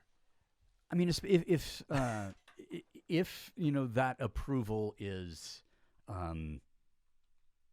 it has to be the right person, the right person, the right situation. This that sort of thing. I mean, you can sort of organize it in a number of different ways, but it's something. It's a lesson that for me that came from climbing. That okay, there's. If the risk is high enough, you will be completely present. You will be well prepared. You will enter into these situations having stacked the deck in your favor to the highest degree possible. And I mean, one of the things early on when I first started training military, and it was all sort of cold weather and high altitude type stuff. It was prior to 9/11. And so, I think climbing is one of the few activities in the civilian world, let's say, that you can do where the consequences of your decisions matter rather a lot, and sometimes immediately. Yep. And that could be, it could be a short fall, it could be a long fall, it could maybe it's frostbite, maybe different degrees of severity. Oh, sure, yeah. So and there's the insidious, there's an insidious one because it's not obvious that it's going to happen to you. A lot of factors will contribute to, eventually getting frostbite. I mean, I got out of it. I spent a lot of time in the cold. And, one trip we were in Kazakhstan in the winter, and at base camp, at the lowest elevation, before we even started climbing, base camp was around 12,000 feet. And the average temperature for the 4 weeks we were there was minus 27 degrees. Oof. And that's every day. The lowest it went was minus 63. Jeez. And,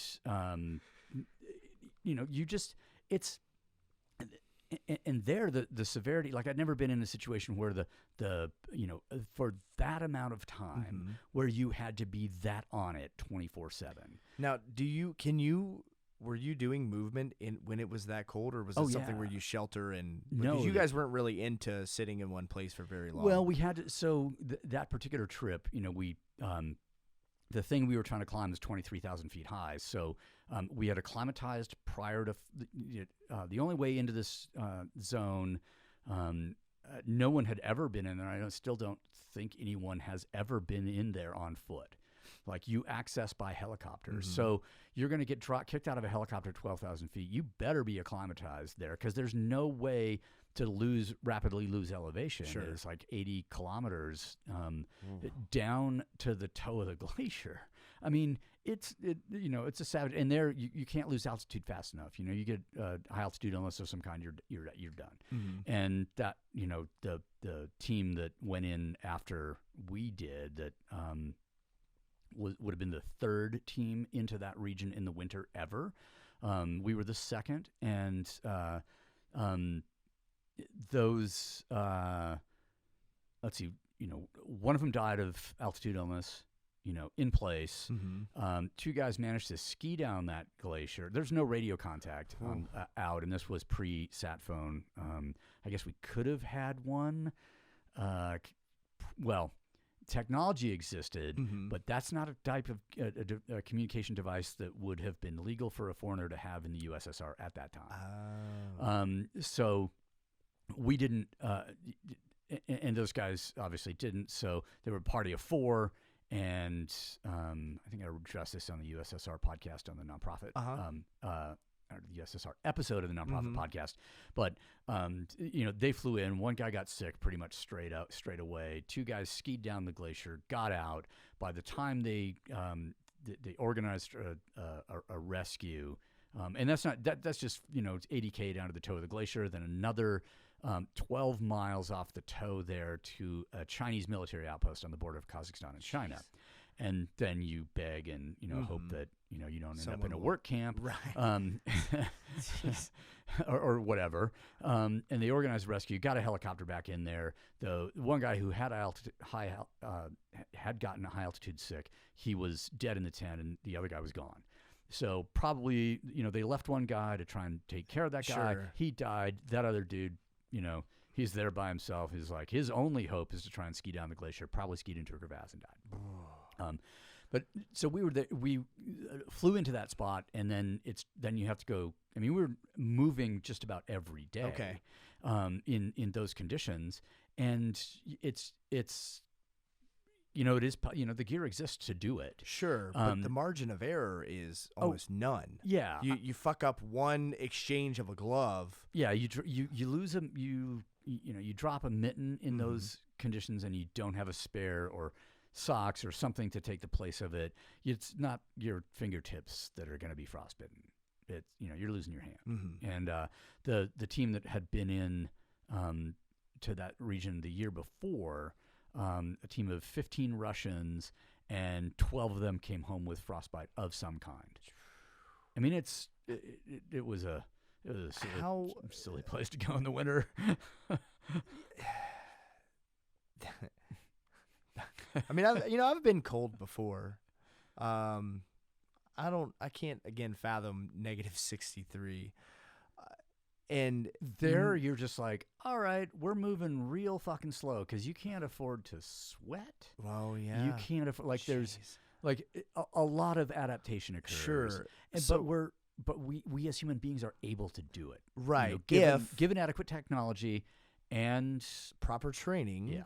And the thing that really comes to mind in all of this, because none of this was unknown to you, the risk involved in this calculation. So the management of fear going into something like this, where you walk willingly into something that, like, hey, there's the possibility where I could lose my hand or lose my life or whatever. I mean, there's plenty of people. I mean, yeah, no one's immune. I mean, no one's immune, and equal so opportunity. So man, Risk. the gravitas to even consider doing something like that, I mean, is something impressive. But like I said, the fear is a real thing no matter who you are. I don't give a shit. I mean, I'm sure you can attest. Like, yeah, there's some concern there. You weren't just like, this will be fine. Oh yeah, you knew, but you were able to overcome that in spite of. What would you attribute that to? That it's practice. Yeah. It's consistent exposure, stimulus response, and then increasing and just slowly and stepping that up a little bit. Yeah. Or, accidentally sometimes you don't have the choice. Yeah. I mean, you get and then learning the lessons therefrom. Like, I had never been, the first really cold anything I did. I mean, I started climbing in the Cascades. It's a low it's low altitude. It's a maritime range. I'd never. I guess that was kind of it until '84. I went to the Alps, but I was there in the fall, and so piece of cake. That year was. It was particularly stormy, but it wasn't. It's not that cold, nothing colder than climbing in the winter in the Cascades at that point. And then went back there in the summer of '80. No, so after the fall trip in '84, then February of '85, I went to the Canadian Rockies for the first time, and I had not ever watched a water bottle freeze in front of my eyes. Okay. Like half full, pulled it out of the pack, swirled it around, and it instantly froze. That was on Louise Falls, the first thing we did when we got up there. And then we went out to the Parkway, and so the first time I climbed Polar Circus, which is a 1,800, 2,000 foot high frozen waterfall. It's probably grade 5 plus. I think it was called grade 6 at that time. And it was minus 42 degrees.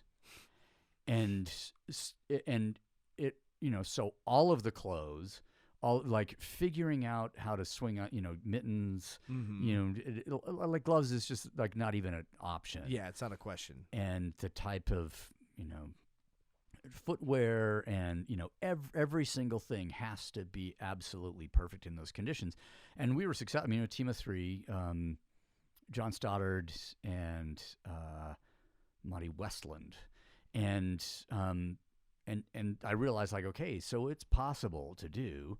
And then later that spring, Stoddard and I went to Alaska, flew into the range, in April, so pretty early in the season.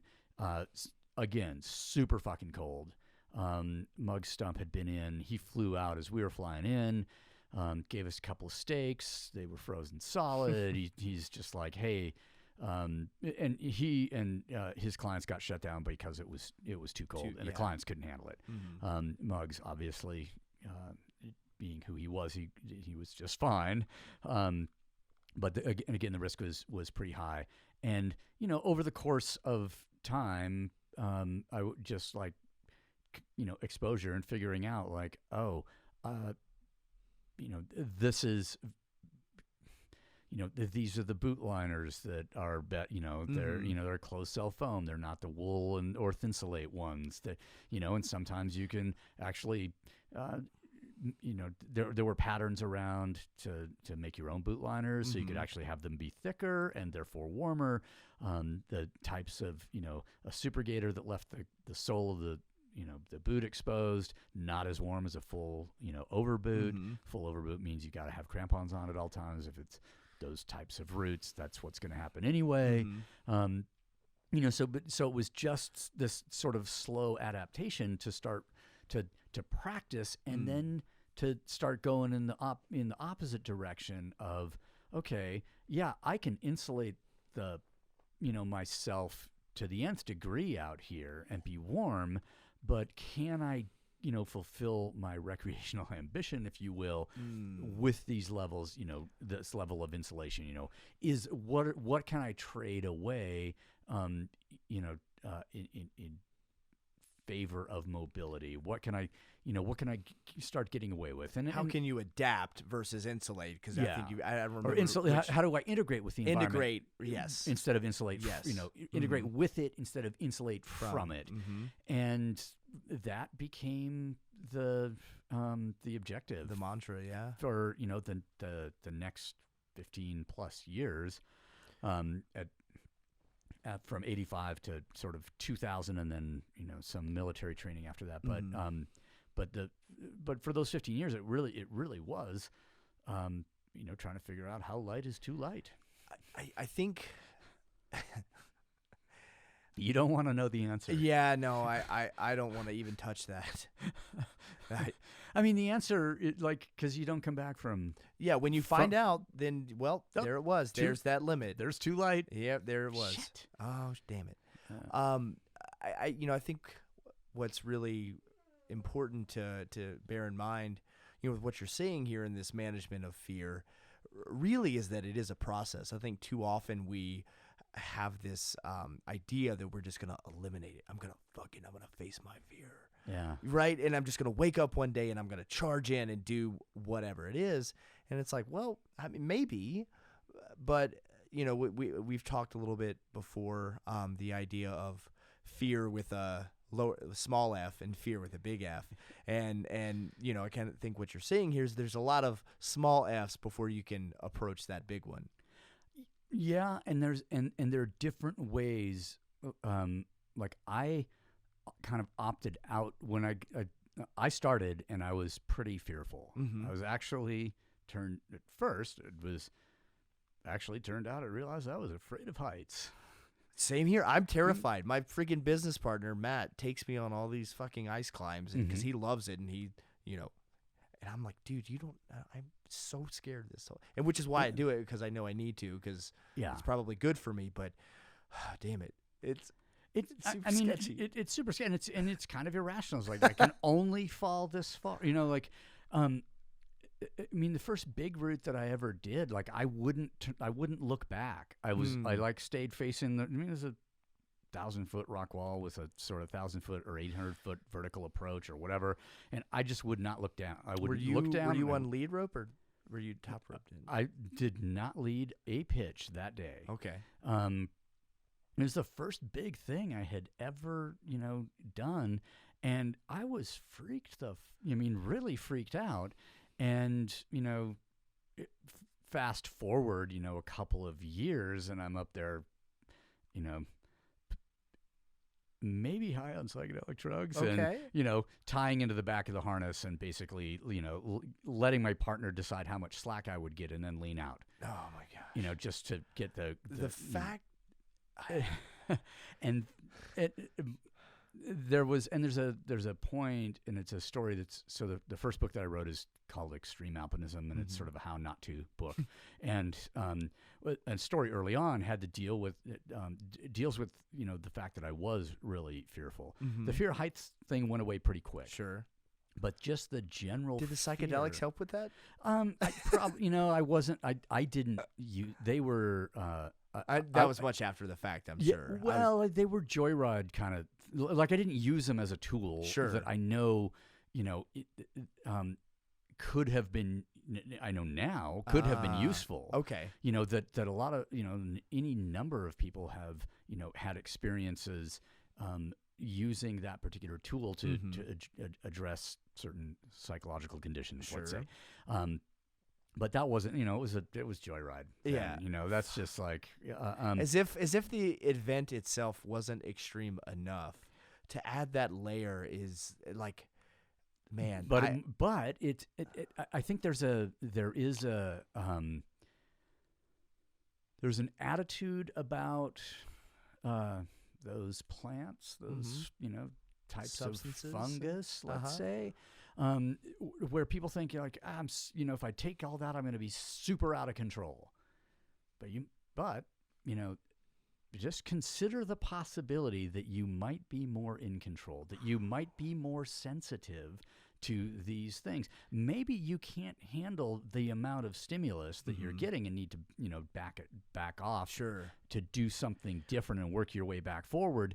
But, the general consensus in society, I mean, just think back to the whole reefer madness thing. Oh, sure. You're going to just and then you're going to have turn these into a cannibal unmanageable flashbacks later if you take these psychedelics and that. And I'm still waiting for them. But yeah. But the bigger thing that came up that I wrote about in Extreme Alpinism was just like the general fear of being, in the mountains and that vulnerable. And because I didn't have the knowledge, I was putting myself in these situations where, thinking like I was trying to progress really fast. Sure. And, time must be respected. And, yes, I packed 10 years of, worth of climbing experiences into 2 or 3 years, but I still didn't have 10 years of experience. Sure. And that is, your sort of relationship with and the ease with which you can start identifying, managing, embracing, risk and fear and all of these things, it's based on time. And there's no way around it. There's no fucking hack. Yeah, that's what everyone wants, man. Like, what's the secret? Mark, what's the secret? Oh, well, I fucking did it for, a lifetime. The secret is I accidentally killed the neighbor's cat and I buried it and I didn't tell him. And now I've said it. Okay. So, well, if those neighbors are listening, hey, I felt real bad. But, it had to be done. Or whatever. Needs must. Needs must, yeah. but the climbing partner that I was with on one of the, my fear manifested, and we was like, yeah, there's 2 summits that, 2 mountains that we can do back to back. The conditions are perfect. We climb one, we drop down, and we're at the base of the north face of the other one, and I tell him I can't do it. I can't go. I'm too freaked out and this and that. And he's like, the fucking conditions are perfect and the weather's perfect. And so I made us go down and he, held my feet to the fire and I was like, fuck, he's right. I got to do, if I want to fulfill all of this ambition that I have and the shit that I've been saying that I'm going to do, then I need to manage this. And that's how I ended up in a martial arts school. Huh. And I quit climbing, and for almost a year and a half, that's all I did, 3 nights a week, Seattle Kung Fu Club, and actually came away with a much better relationship with fear because you got hit at that club. Sure. And it wasn't like all forms and that sort of thing. I mean, early on, you're not getting, they're not going to punch a potential paying client, a long-term student, too much early on. But once you move up a little bit, then there's some actual sparring that happens, and it was scary enough. And then I went back to climbing, and accelerated, like because I had managed to, learn quite a bit more about myself and how to manage these fear-inducing type situations. Sure. And one of the lessons that's in extreme alpinism is that, the wise man, and when you start talking about fear, the wise man knows how to fear that which should be feared. Ooh.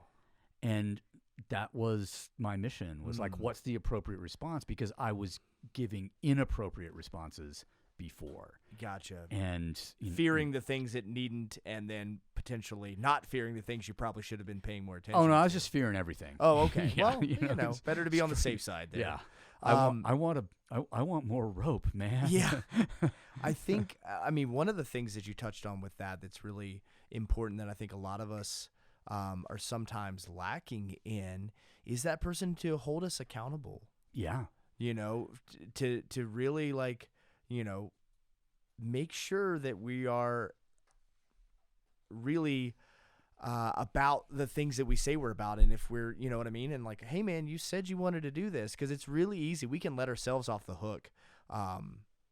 With no problem. I mean, man, we can play those mental gymnastics and come out ahead every single time. But when you throw another individual that we, you know, whose opinion we value and respect, man, that matters. And I think that, you know, if we can reliably find that, we can. I was going to say there's a camera on a tripod over there. Yeah, no, we'll keep her on a leash. We'll make sure. Well, we man, that's a really useful tool and something we should. And you put yourself in that situation. And, I mean, and knowing that you need it, and you know, and that's a part of knowing ourselves. Of like, hey man, I'm never gonna work out and put out as much effort than if Mark Twight tells me I can't do something, or he says, you know, I can. Ooh. Also, yeah. I mean, it works. It works both ways, because you've roped me into both. Yeah, exactly. Bitch, my legs are still fucking sore. I mean, and I was really fortunate to have either climbing partners who had a lot more experience than I did, or you know, really good mentors. The first trip I went on to the Alps was with John Krakauer, and he'd already had a fairly storied climbing career at that point. And, you know, someone, you know, whose, you know, belief in me, I wanted to live up to. And, you know, technically I was good, but I didn't have a, you know, good sense for, I mean, mountains, the North Face of the Eiger is fucking 6,000 feet high. You know, it's like the biggest thing I had ever climbed at that point was like the North Ridge Mount Stewart, in the Cascades, or North Face of Dragon Tail in the winter. Done that a few times. Those are like 2,500 foot, 3,000 foot things. And, you know, 6,000 and a face that, you know, has killed more people than God, or not really, but yeah, a lot. But a lot. I mean, I think like by the time the first ascent was made in 38, I think at 14 or 15 people have been killed trying to climb it. You know, in that confrontation, but I had a really good mentor, guide, and you know, believer. And the next you know, partnership I fell into was my first trip to the Himalayas in 1986 was with Jeff Lowe. He had meant to.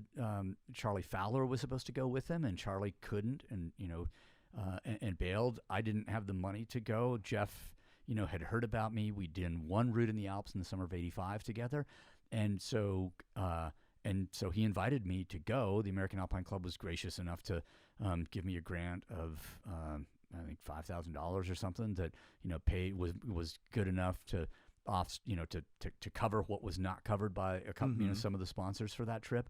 I went on 2 trips to the Himalayas with Jeff.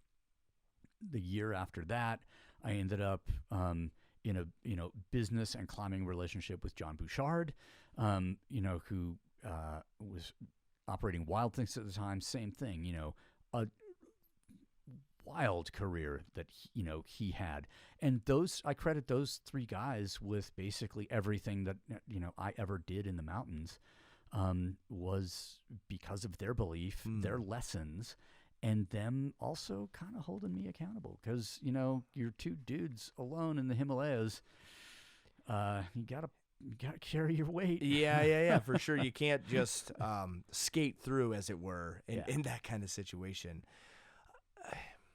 In our conversations, I've got, and I could be wrong, so correct me if so, but a lot of what you have accomplished and done, obviously you just mentioned that there's been the belief that's spurred you on, but I think something that maybe gave you the audacity even attempt or pursue, would it be accurate to say that maybe there's a bit of a chip on your shoulder to do that? Is that a fair? There was. Okay.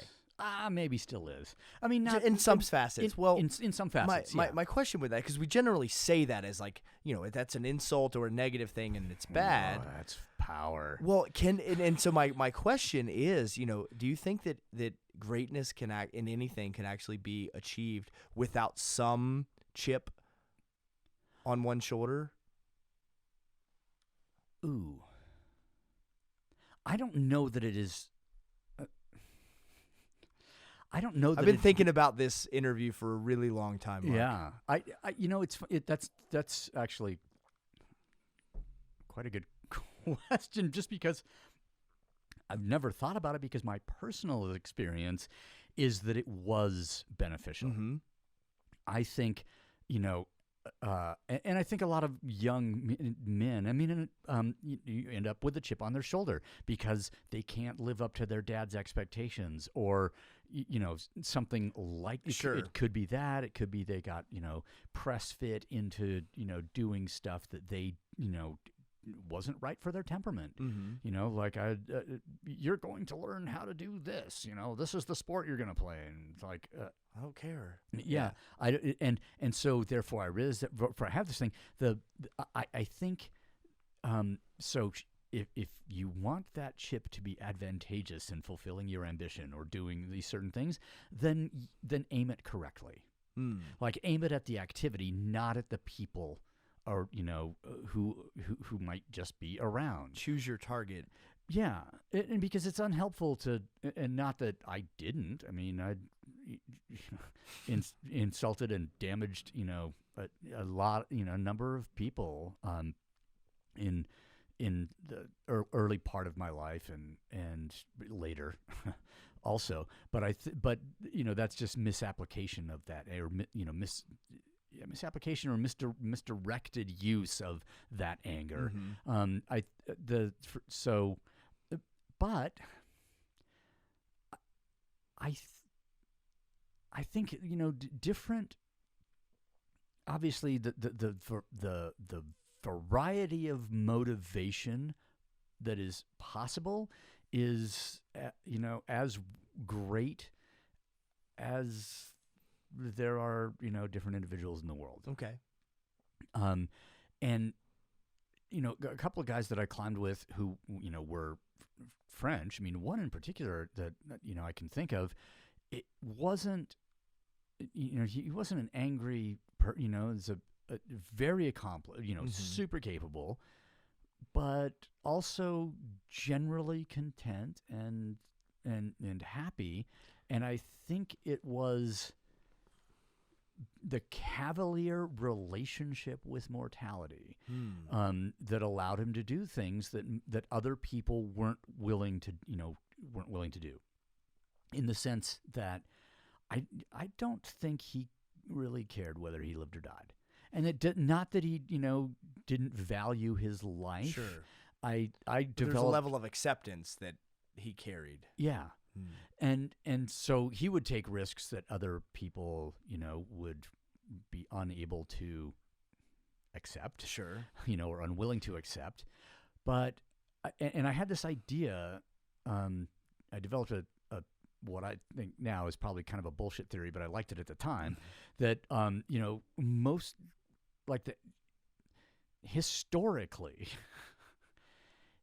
in Europe, young men were they weren't living that long. Sure. There's 100 years war. There's 30 years fucking war. There's this war. There's that war. There's all this stuff. They're just getting chopped right and left. And so suddenly you're around and you're living a little bit too long, and your biological clock goes off, so you start climbing. I just thought, the way these guys were driving their cars, riding their motorcycles, flying paragliders, base jumping, climbing, all this stuff. I'm just like, you guys are just looking for the, like to try and fulfill this biological memory or social memory that you have, that you're not supposed to live past 24, 25. You make it to 30, man, you're old. You're old, man. But check out, dude. I don't know. No, I mean, it's an interesting trying to figure out like why these guys would belay off a single piece, instead of maybe equalizing two pieces, just in case. Here, we got the hardware. We brought it let's up here. fucking use it, or willing to solo. I mean, I was soloing too, but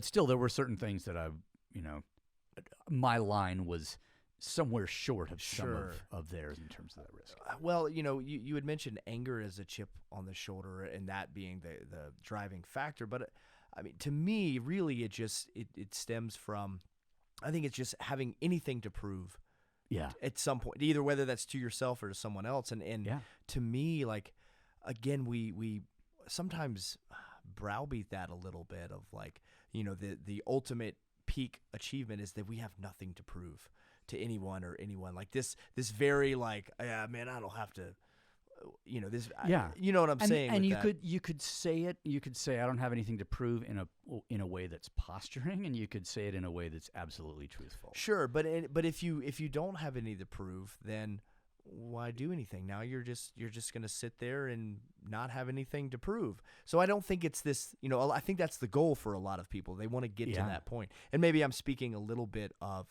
of my own thing of like, man, it'll be nice when I get to the point where I don't feel like I have to do anything, because it is, and I'm, you can probably relate to this. It can be difficult to manage whatever that inner spark that's constantly pushing. It's like, man, it'd be nice to just, kind of be able to chill the fuck out every once in a while.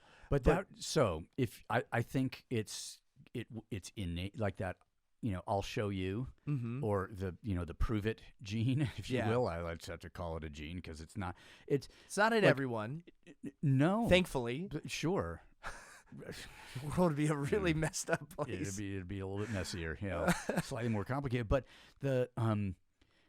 but I don't think it necessarily goes away.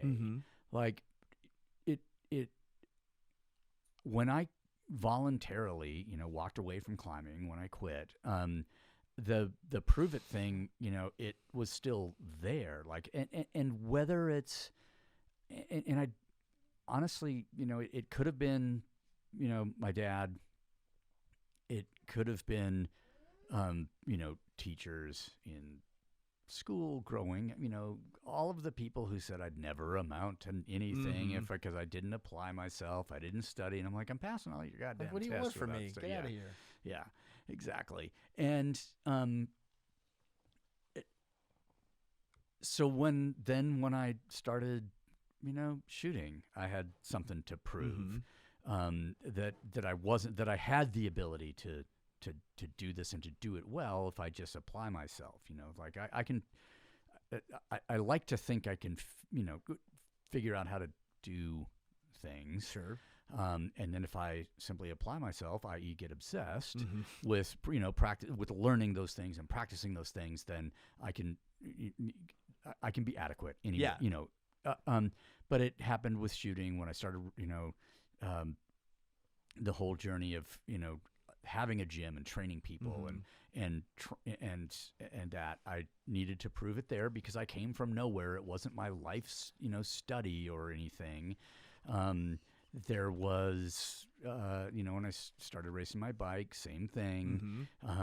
And even when I was making Refuge as a book, it's like, look, I'm gonna make this. You didn't take that lightly. No. And I think that's a lot of it, is that don't take it lightly. Do feel free to pay attention and obsess and so it didn't. I never.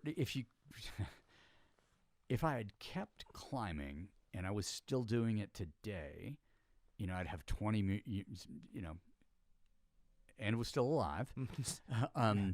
I'd have 20 years more experience and maybe at a point where I just do it because it's kind of cool and it's fun and I'm actually okay at it. It doesn't, or something.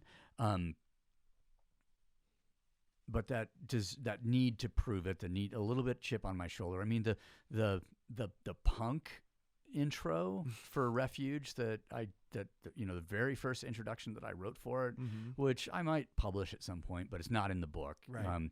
Was aggro. It was like, I'll show you, kind of thing. And I think it's super powerful. I don't know that it is, completely necessary for everyone, but I know that when harnessed, it it is incredibly powerful. Yeah, no, it really is. And what I've kind of witnessed in this, and something I've been trying to apply to myself, because I think that you and I are kindred spirits in some way, where you have to be very careful where this chip on the shoulder, you don't let it become this all-consuming self-loathing.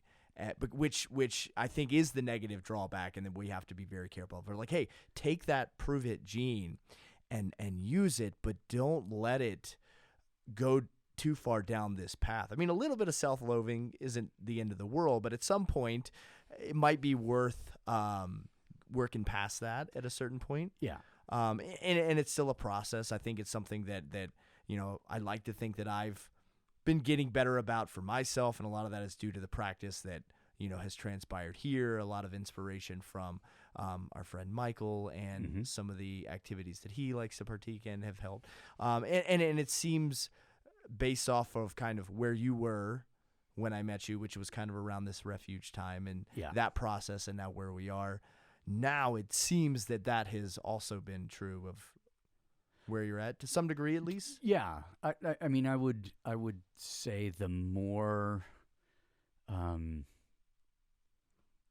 number of things have transpired that have allowed that, and not that I don't need to prove it, I just don't need to treat myself in a, I'm not going to say I'm good enough and people like me, I'm smart. or, sure, or whatever the Stuart Smalley. There we go. Yeah, Thank you. Yes, yep. I'm with you. It's I'm not that enlightened.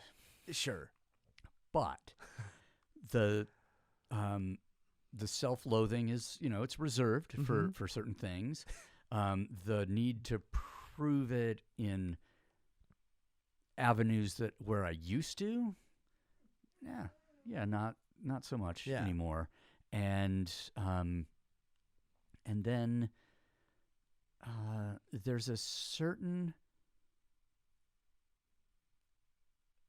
beauty that comes with those moments of, inner peace. Which, and I say moments because they are fleeting. They're fleeting for sure. Sometimes, like the last couple of days, we had a symposium last weekend, and it was pretty heavy. Arguably one of the best ones you guys have done. I agree. And none of them have ever been bad. And I think I don't know that there's too many that I've missed. I don't. Yeah, I think you've been here for a lot. I think I've been fortunate enough to have been able to participate in these. And holy shit! I mean, it is profound what transpires at these things, and it's really hard to put into words. And I wish I could explain it to our listeners and our viewers, and I won't do it the service by explaining it, other than, man, if you guys want to experience something, and you're looking for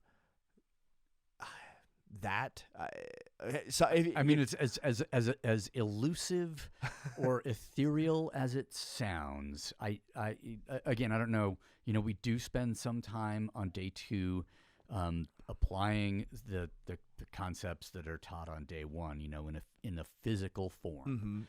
As it relates somewhat to fitness and effort. I don't like to use fitness, but I think effort is a better descriptor. But the emails and texts that I've received from this one, and in the last couple of days, almost every single one has used transformative or life-changing or something like that. And I don't want to make it sound like an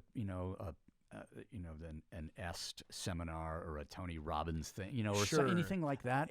Anytime you start using that language, right, it's very easy to conjure up in your mind something that this is not. Yeah. It always feels like very hokey and cheesy, and like these guys are full of shit. We were one step away from snake dancing, but we didn't quite get there. Next time. Well, you got to save something for the following.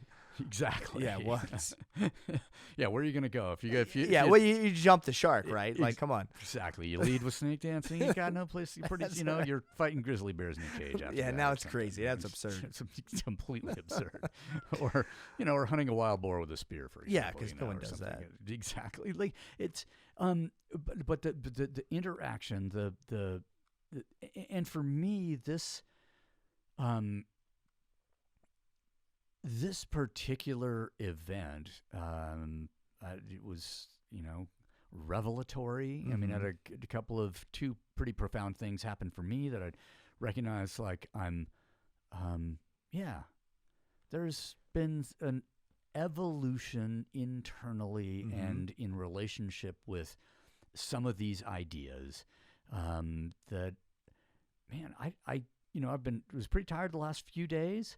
But there's been seminars in the past where it's taken 2 and 3 weeks to recover from them because the output was so much, and my own internal resistance to certain things was so much. And this particular these 2 days, yeah, it was heavy, and I learned a few things, and I got to share and witness other people's learning and moments of enlightenment or having some questions answered or some ideas explored.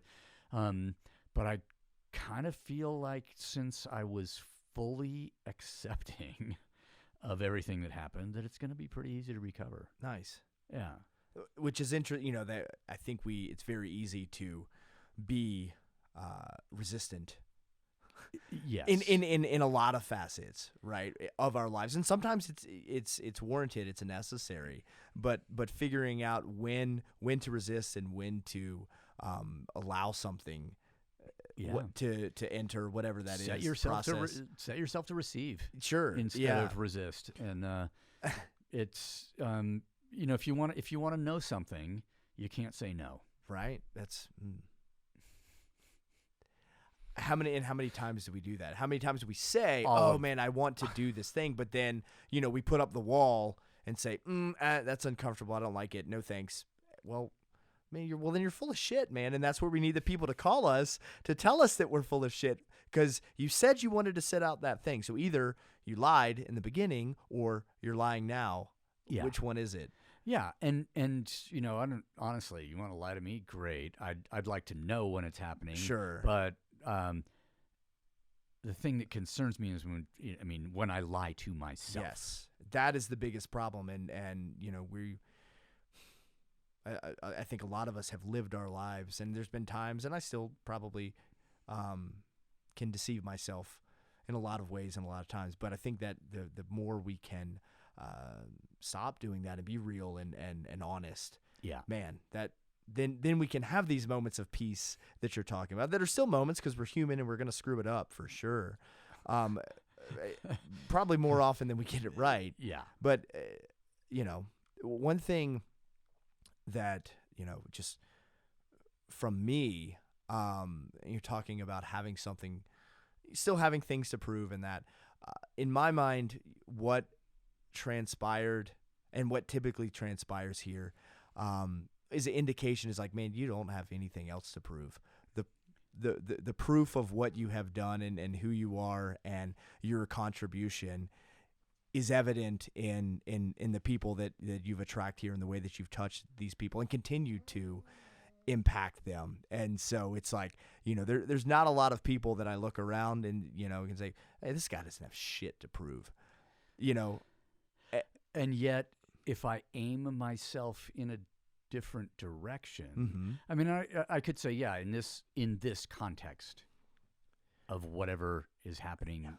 In my mind, this is the only context that matters, though. I mean, again, I'm putting this thing up on quite a pedestal, but the profundity that is experienced by everyone involved, it's like, man, the thing that you're doing here it's what's needed. It's what's missing. I mean, it's in a lot of in most people, I think. And I think part of the reason that happened is because the diversity of the things that go on here. That it's not, quote, just a gym, unquote, and it's not just this podcast where we don't have anything to talk about, and so we have to, and it's not just the publishing that has happened, with Refuge, with the various, editions of Raise, with the Strength Manual, which is sort of a how to. I'll just leave it at that. Okay. And the Endurance Manual, and the other stuff that we are working on. It's all of these things together. It's having, an art opening or a gallery with photographic prints. It's the fact that art and creativity and that sort of thing is talked about a lot on the podcast, and it informs every single thing. I mean, the space program, the sort of subscription fitness thing that's attached to the website, it all started because we didn't see anybody out there who were being creative for a reason, with an intent when they're designing the training. And we start talking to a couple of different people and realize, like, wow, these, there are some of us who are actually thinking about these things and how to put stuff together, what lessons I can teach if I organize the training in a certain way, and how those lessons might be, beneficial to, things outside of the gym and that kind of thing. And so I think it's the interplay of all of those things, and the fact that, if we start, look back to the early episodes of the podcast and what the intent was, if you will, if we, knew that then, or the way that those things, the conversations happen and why, and that it's changed a lot, and I think we don't need to pretend to be, the worst fitness podcast, or sure, whatever, cheeky, silly, whatever. Yeah, for fun. Yeah. But the something that, and part of that is realizing, like, the better the best conversations that are had for me in any podcast setting, regardless of who is running it or whatever, are the ones that are deeply human, and talk about stuff that all human beings have not all, but human experiences. Talk about them, especially the difficult experiences that most, that are especially not easy to talk about, and many people won't. Yeah. And then, and it's sometimes, what happens at the symposium is when someone, begins talking about something difficult, it allows other people to go, oh, I had something similar happen, and I realize that this is, it's safe in here. People understand my experiences. I am not alone. Yep. And therefore I can share and talk about this, and maybe, learn from it, understand it. And, I wouldn't say resolve necessarily. Sure. But sometimes it is that. I mean, just the sheer ability to acknowledge something, and you can see these epiphanies happening, right? And creating an environment where you can actually do that, and you can only have that environment, I think, when there's some common shared, I want to say experience, but it's more than just an experience. Like the thing that everyone comes to this space with is kind of a love for activity, some kind of a sport, or just working out, moving their body in some way. Maybe is I don't know how you want to describe it, but whatever. And that shared experience gives everyone kind of this frame to branch off from, right? This jumping off point. And from there, that's the reference, and then now we can connect in all these different ways in a very meaningful impactful way.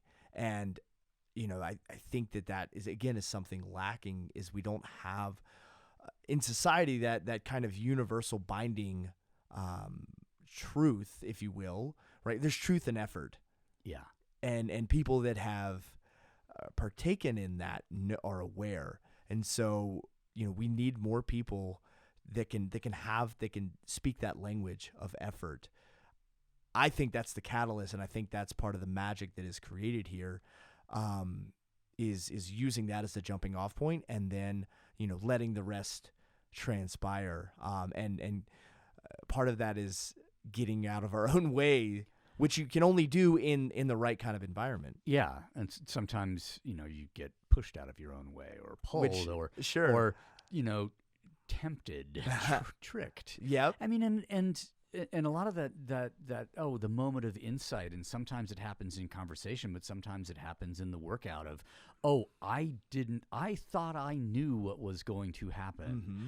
And that, I think, is a lot of the beauty of the creative nature of a lot of the training that happens here is when a lesson is learned and is being taught in a particularly meaningful and sometimes kind of scary way. Mm-hmm. Like there was one of the kid this weekend, I'll say kid, but during the training session on Sunday, Mm-hmm. the guy was in the Coast Guard. Yep. Oh man, super impressive. That kid. Really, Fuck. it was amazing. Man. But he went so far. There was a point where I saw this look of like what appeared to be genuine fear. Like, I don't know if there's enough air in this room for me to survive. It was, and just like being pulled along by the effort around was one part of that. But I think also, this snuck up on me and then kicked me simultaneously in the sack and in the back of the head. And the thing that I was really impressed by that was that he kept going. Yeah. You know what I mean? Like, you saw that moment, because I was watching him, and you could see the other people when they had that epiphany, and everyone else, not too long after that, they dropped. They bailed, yeah. That's generally what is going to happen. But when you see someone give, a Herculean effort of that, right? I mean, this guy, damned if he didn't dig deep, because what he did hurt.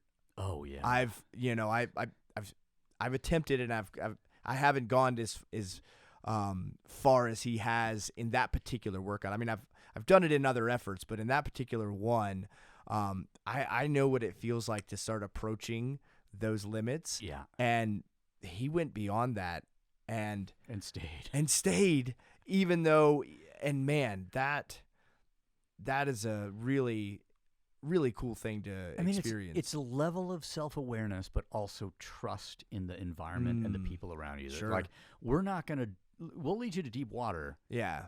But you're not going to drown. Sure.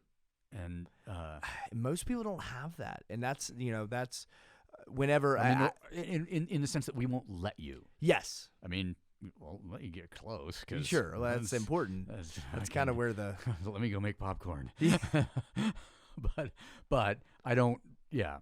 That's not the end goal. And there aren't enough... Sadly, there aren't enough spaces where that occurs anymore. And for me, very much of what I'm trying to do with Savage Gentlemen is actually, emulating to some degree what you guys are doing here with NonProphet. I mean, these guys probably won't know because they're not privy to overlap. Right. But man, if someone did know, they would be like, man, there's a lot of recurring themes here, if they were to exist in both spheres. But I think it's really important, and that's why I've really tried my best to, take some of these lessons to heart and put it out here, because, man, it's so valuable, and it's so needed. And I'm really immensely grateful, to even occasionally step into this orbit, It's really cool. I understand the circumstances. Mm-hmm. I wish you were still living out west. Sure. It's been a process, and I think one of the biggest. But then sometimes I see you doing man shit out I there. mean, I in do Virginia. get some cool opportunities. Yeah. It's good, and you know, it is what it needed to be. But that doesn't make things any easier. Sure. Do you know what I mean? Like it really doesn't. I mean, it was the right decision, and it had to be made. But man, sometimes the right decision is hard. Often. Yeah. Yeah. And every I think everything that we do in life that is worthwhile generally comes with some kind of a sacrifice. Yeah. And I think that we have to accept that. It's easy to deny, and it would be easy. It would actually be a lot easier for me to just compartmentalize, put this thing away, right? Pretend like it never really happened. But I know that one isn't true, and wouldn't be helpful, Oh, yeah. And the thing is, like, if it's going to change you, Mm-hmm. it has to be hard enough to change you. Yeah, which is a hard pill to swallow, because we want that change, but man, I don't want that inconvenience. Yeah. It doesn't feel good, and that is the thing. It's the feeling, right? We talked about this a little bit in the symposium. This idea of whether we can feel and keep that sine wave really, really small, right? Mm-hmm. So it doesn't have too much up or too much down, and it kind of stays right in the center. And then there's a lot of people that want to exist in that. And for myself, for a long time, that's where I lived, until I realized I could experience, a much larger up and down. But that also means that the higher I feel on the plus side, then the more acutely and intensely I'm gonna feel the other stuff. And man, it's hard. But if we are gonna be, I think if we're gonna consider ourselves to be men of substance, Mm-hmm. then we need to embrace that, right? Like, you want to be fucking tough? Cool. Feel your feelings and deal with it, Yeah. right? Like that's a hard. We're not taught that, and it's. Repression ain't tough. No, it really isn't. I mean, it seems tough on the outside, but man, embrace that shit. Yeah. And the guys that can do that, that's impressive. Yeah. To me. Oh, yeah. I mean, someone who can feel intensely Mm-hmm. and also harden the fuck up when necessary. Yeah. That's a lot of capability. That is the and to me that is a life worth living, right? This gray in between where nothing really matters and nothing really gets your heartbeat over about 120. Fuck Yeah. that. That's not where I want to leave, man. I want to be able to have a resting heart rate, in the 40s, Mm-hmm. and then man, I want to be able to jack that thing and crank it to 200, when I need to. Yeah. That might be a little high now that I'm older. I don't know. Yeah. The maximum does It shifts. lower a Sure. little bit. Yeah. But not, not the way the formula says. Right. Yeah. I don't know if this is going to make the cut, because this may get a little too personal, but I've been, and this may not even be the right place to bring this up necessarily, but I've been dying to know this for a long time. You said something. I was going to say 3. Okay, there you go. Well done. Figured it out. Figured it out.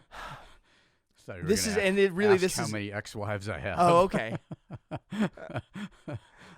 This is really nothing more than my own edification. So I don't know if the listeners would care to indulge this. So Okay. If not, then you guys can tune out right now. Yeah. If you want to hear some personal shit, then stand by. Then stand by. Yeah. So you had said something, and I don't know if you recall this. I don't know if it was on a podcast that we were on a while back, but it was in reference to, I guess, whenever we first met. and your very first impression. And it hasn't haunted me, but I've been very curious because I try to fancy myself as someone with a bit of self-awareness. Yeah. Right. And I don't want to misquote you, but you, my understanding was the first time that you saw me or met me or whatever that interaction was, your first impression was that I was a poser. I didn't see the ears, man. Well, my question was, what really, my question was a poser of what? Because I am a poser. I've seen you pose for photos. I pose all the time. Yeah. You know, and I dabble in a lot of different things, which, you know, I can probably often appear to be far better or far more versed in than I actually am. You know, people look at me walking around with a firearm. They're like, holy fuck, that dude must be an operator. It's like, no, I can barely operate a freaking remote control. You got to be able to find it first. Yeah, well, there is that. And so that's been a question that I've had, just like I said, for my own path of self-awareness. I think it probably had to, well, you do have a particular look. Okay. One which in that time I wasn't, I didn't totally appreciate. Okay. That got changed when you showed up in a fucking tux at the refuge opening. I was just like, he is a fucking gentleman. Like, wait a minute. This is amazing. But I think the impression that I had was exactly that. Poser, probably not the right word. Dilettante, which you just admitted to. I dabble in a lot of different things. And first impression, for me was like, I had no idea. This is all surface. This is all appearance. I had no idea how good you were at some of these, that dabbling is with a capital D for you. I'm a professional dabbler. But okay, this guy is involved in way too many of them. He can't possibly be any good at any of them, and therefore poser / dilettante, which is something. And that for me, it's been a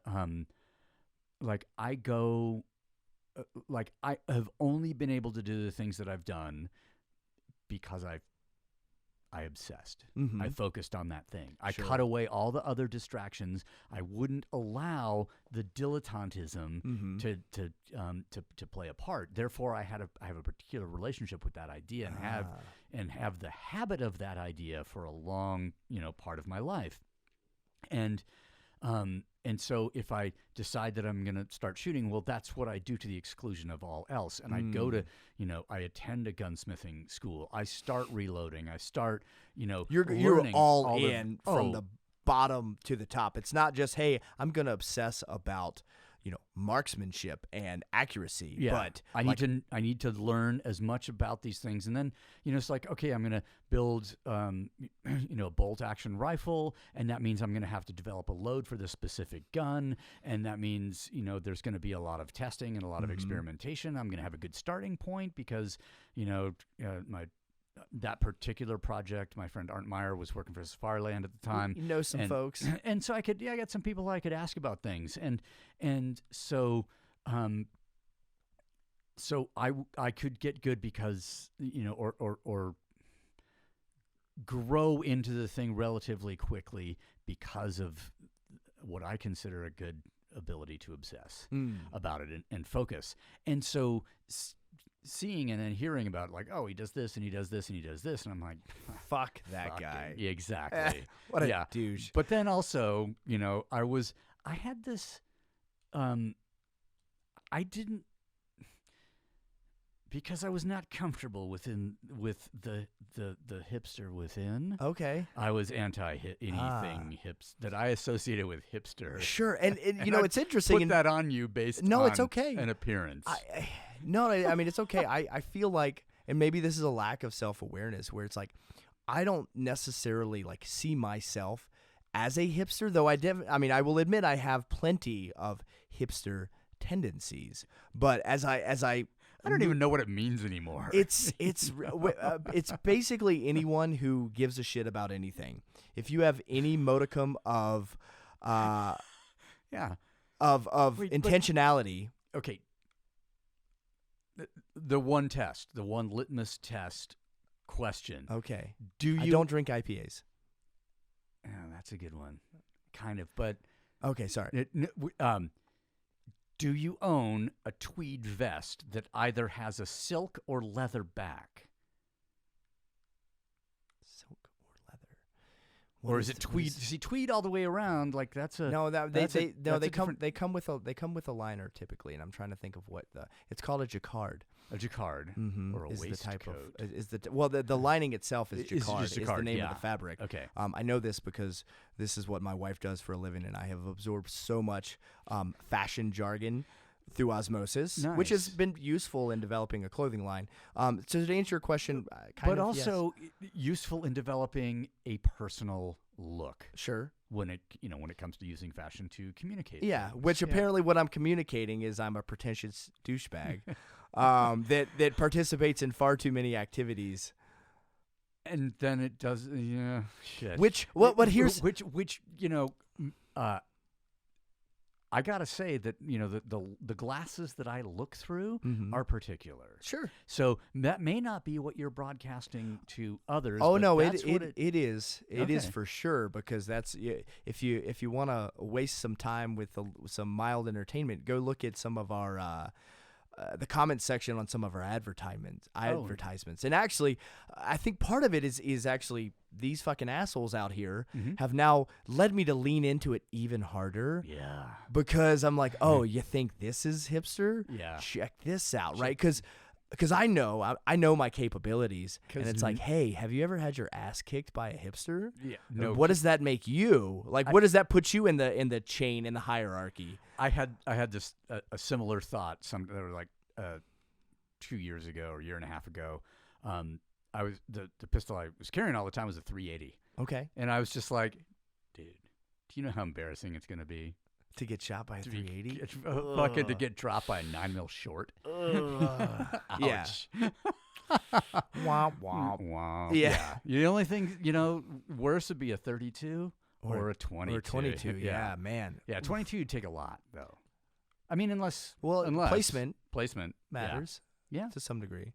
Yeah. Anyway, but you're right. Like, no one wants to, especially in front of their friends, right? Get like choked out by a hipster. Yeah, who's just happily sipping not an IPA while he's putting you to sleep. Right. You're like just one hand here, the other one choking. Yeah. It is funny. I mean, and we're all guilty of it, I think. And most of this was, I kind of knew the answer to this. I just wanted to, but then have a little fun with it. Seeing how, like, spending some time together and seeing how, okay, you're into the things, but you do you do them. Sure.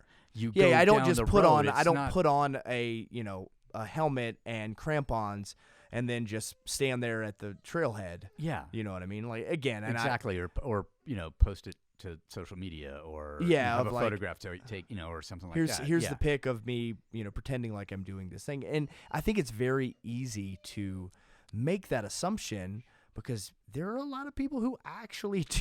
That is what they do. That's what they do. You know what I mean? Like so it's easy, and it's hard to kind of disseminate between some authenticity, right, and some faking it, as it were. Some pretenders. That Palo Santo that she was about to. That's not good for dogs, I don't think. It might be. Actually. Well, maybe it's great for them. It might be great. It smells amazing. It does. It does. But there is a lot of that, and I've kind of played into that a little bit with some of our marketing, where it's like, hey man, what these snap judgments often says more about the individual making them than it does. Absolutely. Do you know what I mean? And just like you revealed, you're like, well, this is where that came from, right? And yours came from a different place. A lot of other people's comes more so from their insecurity. right? Yeah. Where, I mean, how quickly do we see something that flies in the face of, it makes us confront our own iniquity, so to speak. And man, we really get mad about it really fast. Oh yeah, yeah. If I see a little bit of myself in the Ooh, thing, oof. son of a, I'm gonna let this person out. You wait till they read this comment. Yeah, I'm gonna show these assholes, because that's how we change the world. Yes, choking them out and then showing them, I guess. Man, there's a lot of stuff that I think I think I still would like to probe, and thankfully for me, we might have another opportunity. we can chat more, but I think for the listener, we've probably touched on about as much as they can handle for one sitting. I mean, that's a solid, just over 2.5 hours. Yeah, this will be the longest Savage Gentleman episode to date, which is not surprising. I mean, Josh Tyler, you know that we can talk. Oh, indeed. Can we? And how? And exactly. So, and I would direct people to some of the stuff that you guys are doing, but just as a quick little reminder, kind of where they can find you if they want to. Hopefully, my hope is that everyone who has listened to this wants to probe this deeper, because you fucking should. There's no excuse not to go looking into what this guy is doing, because, man, it's worthwhile. Thank you. Mm-hmm. Let's see. For this, what happens in this space, nonprophet.media, and that's NonProphet,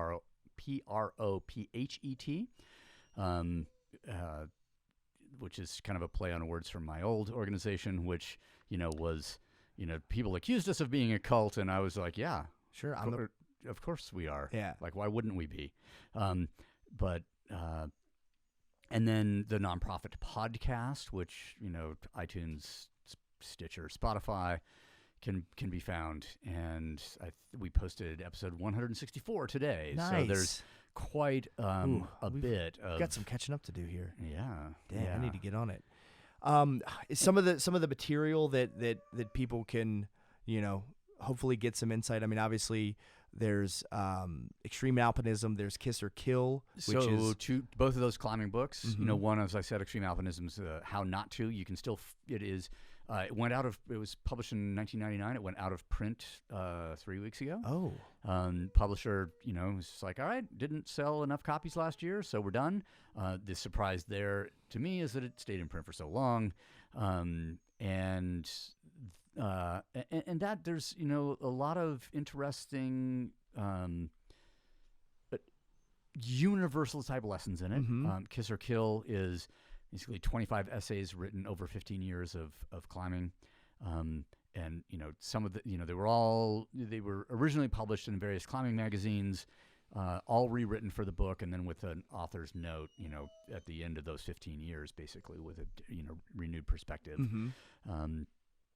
That is still out there in paperback. You could find a hardback copy, and actually, one of the gentlemen that showed up at the symposium found a hardback copy recently, and I mean, I still see them in the wild sometimes. But then Refuge, which we published, and it's only available through the NonProphet website. Mm-hmm. All the hardback copies and special editions with slipcase, those are gone. And soft cover is still available. Same content inside, and it's a nice soft cover. Yeah. And then the Rays anthology, which is the first 5 issues of our zine Rays. There's a couple of one-offs after that. Those are all in the NonProphet sort of store. And then on my personal website, which is just marktwight.com, that's what I reserve for my practice of photography. And so there are images there, prints available, some writing, but most of the writing is in the journal section on NonProphet site. Nice. It is I am no longer on Insta. I mean, I have an Instagram. Kind of sworn off, the social media thing. Yeah, I mean, I'm still using Vero, which is a social media platform that a friend of mine, Eamon Hariri, developed. And there is no data harvesting. There is no advertising. It was, I think, it may be 99 cents a month now. But originally, for the first several years, it was free as they were developing stuff. Some pretty cool people. They put a bunch, Vero as an organization puts money into helping people produce short films. Oh, wow. They started a record company. It's really cool what's sort of happening there, and it's not nearly as divisive and full of shit and negativity as some of these other and you won't lose the privacy sort of settings about who sees to what depth into it's just like it's just like life. Yeah. In a way, it's pretty. So I still do use that, but Instagram is gone. Twitter was gone a long time ago, which I think good for you. I'm jealous. I have yet to be able to break those shackles because of the nature of the business and what we do. But I mean, it's an interesting thing. I went away for a while, and then I came back, and then I found the bad habits developing again of just fucking doom scrolling and like the extraordinary loss of time and then I read Yaron Lanier's book, 10 reasons to delete your social media accounts. Oh yeah. And he's sort of he's a Silicon Valley plank holder, and basically said, hey, this shit got out of control. We thought that it would be for the greater good, and then it turned out it became something different. Yeah. and I think he's right. It's just like it's hard to argue against it. I mean, in some respects, though, as much as vile as it can be, and as much as I begrudgingly use it, were it not for that medium, I wouldn't have found this place. Oh, I agree. There are some good things to it, but man, absolutely. I think I got most of the good stuff out of it now. I'm ready to just. But I think there's and depending on how you run a business, like it's we were as at NonProphet we were boosting some ads, we were buying some advertising to get things promoted so that more people saw them. We couldn't tie really any sales to the money spent on those on that advertising, and sometimes the amount of negativity is just distracting. And so what we ended up doing is basically anybody who's ever bought anything from us or willingly shared their email, share a public one, that you're not so that that you're going to get stuff. And we've been pretty good, once a week or once every 10 days of sending out an email when we have a new article, when we have a new podcast, just to let people know, because they're not finding out on social media because we're not posting there anymore. And the engagement, we haven't suffered any loss in revenue. The engagement that does happen with people is far more meaningful it's more intimate, right? And actually, we just as a heads up, Savage Gentleman, I think, is going to start shifting more focus to that medium of email, where I think it's now a better form of communication. Yeah. You can get a lot, because at the end of the day, and we talked about this quite a bit at the symposium, the notion of quality over quantity. And it's like, man, you can fire off a ton of tweets or Instagram posts or whatever, but it's going to be lacking. And and then you don't have any idea. I mean, I think when I stopped on Instagram, I had on my personal account, I had 40,000 followers, but it's not translating to who are these people? You don't. Well, yeah. How many of them are actually people, and right. which ones are bots is one question. But then also, it's like that never. If I was. And I wasn't using it for business, it's just like it's a signpost, it's a communication. I don't know, actually. I started using it to rehearse Refuge, because Refuge as a book, it's a marriage of images and words. Yep. And so I practiced on Instagram how to do that. And now that I'm done, then once that got figured out and the book was made and published, then I was just using it for kind of entertainment and for anger porn, basically. Yeah. Hey, here's something that I could be angry about. Yeah. Because I don't know, it seems like I don't know why we all do it. We're all guilty of it, but it's like, man, I don't know what in our brain signals that this is a good use of my time. It's just to fucking fester over things that I really can't do much about. What someone may or may, what got said or typed or whatever, and may or may not have been meant. Right. Yeah. Yeah. So one thing you mentioned briefly, I just want to reiterate, is the space program. Yeah. We have a lot of guys that, are interested in working out and being creative with their workouts. I mean, some of these guys, some people are brand new, and I don't know if this is maybe the best place to start with not a ton of experience, but I don't think you don't need to be a fitness expert either to appreciate what you guys do. No, and you over don't there. necessarily need to be, like if you're looking for ideas, if you're looking for, then it's a place, because it's not like, okay, there's, we're posting training sessions 7 days a week. Yeah. But we're not expecting anyone do all to, of them. Yeah. You'll last about 2 weeks. Maybe if you're lucky. Because some of them are pretty difficult. Some of them are downright insane. Like, you have to be a crazy person to even attempt some of these. And everything, to pick and choose. Go in and pick and choose. And it is a subscription thing. You don't need to be on it for a year necessarily to get some information, get some inspiration, ideas. Stuff you can utilize. And and to those of you guys out there, because they're aware that I have some fitness workout knowledge, and a lot of people are like, hey man, can you like help? I'm like having interacted with the folks here, I don't feel remotely qualified to give people any kind of exercise advice. I just direct them to the source. It's like, hey, if you want to know, if you want really to get the most out of it, just go to nonprofit.media, check out the space program, and read some of the articles and dive in there, because there's nothing that I can give you is gonna come close to that. And there's an interesting thing. We rebuilt the website, or Michael rebuilt the website within the last couple of months, because we needed to have a new platform so that we could attach a forum to the space program. So if anybody remembers those from the old days. Those old things. Yeah.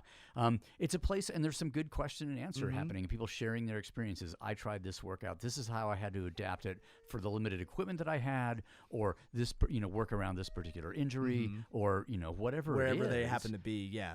In that space. And so it will give ideas not only of the training itself, but how to integrate it into, your own thing. And if I can cancel at any time, it's worth poking around.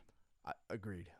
So, man, Mark, really, this is long overdue. I'm really glad we were able to sit down and have this. And me too. I'm so glad we didn't do it yesterday when I was still not quite. Yeah. Yeah. No. Like I said, I was a little bit.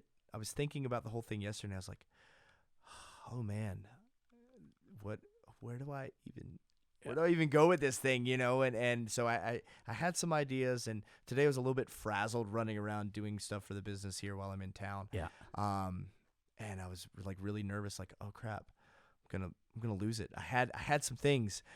Oh, where did they go? And thankfully, I felt like we were able to touch on a good portion of it, and so it was good. And if either of us can remember what we talked about on this one, then we can talk about something different in round 2. Should that happen? Totally, absolutely. Future visit.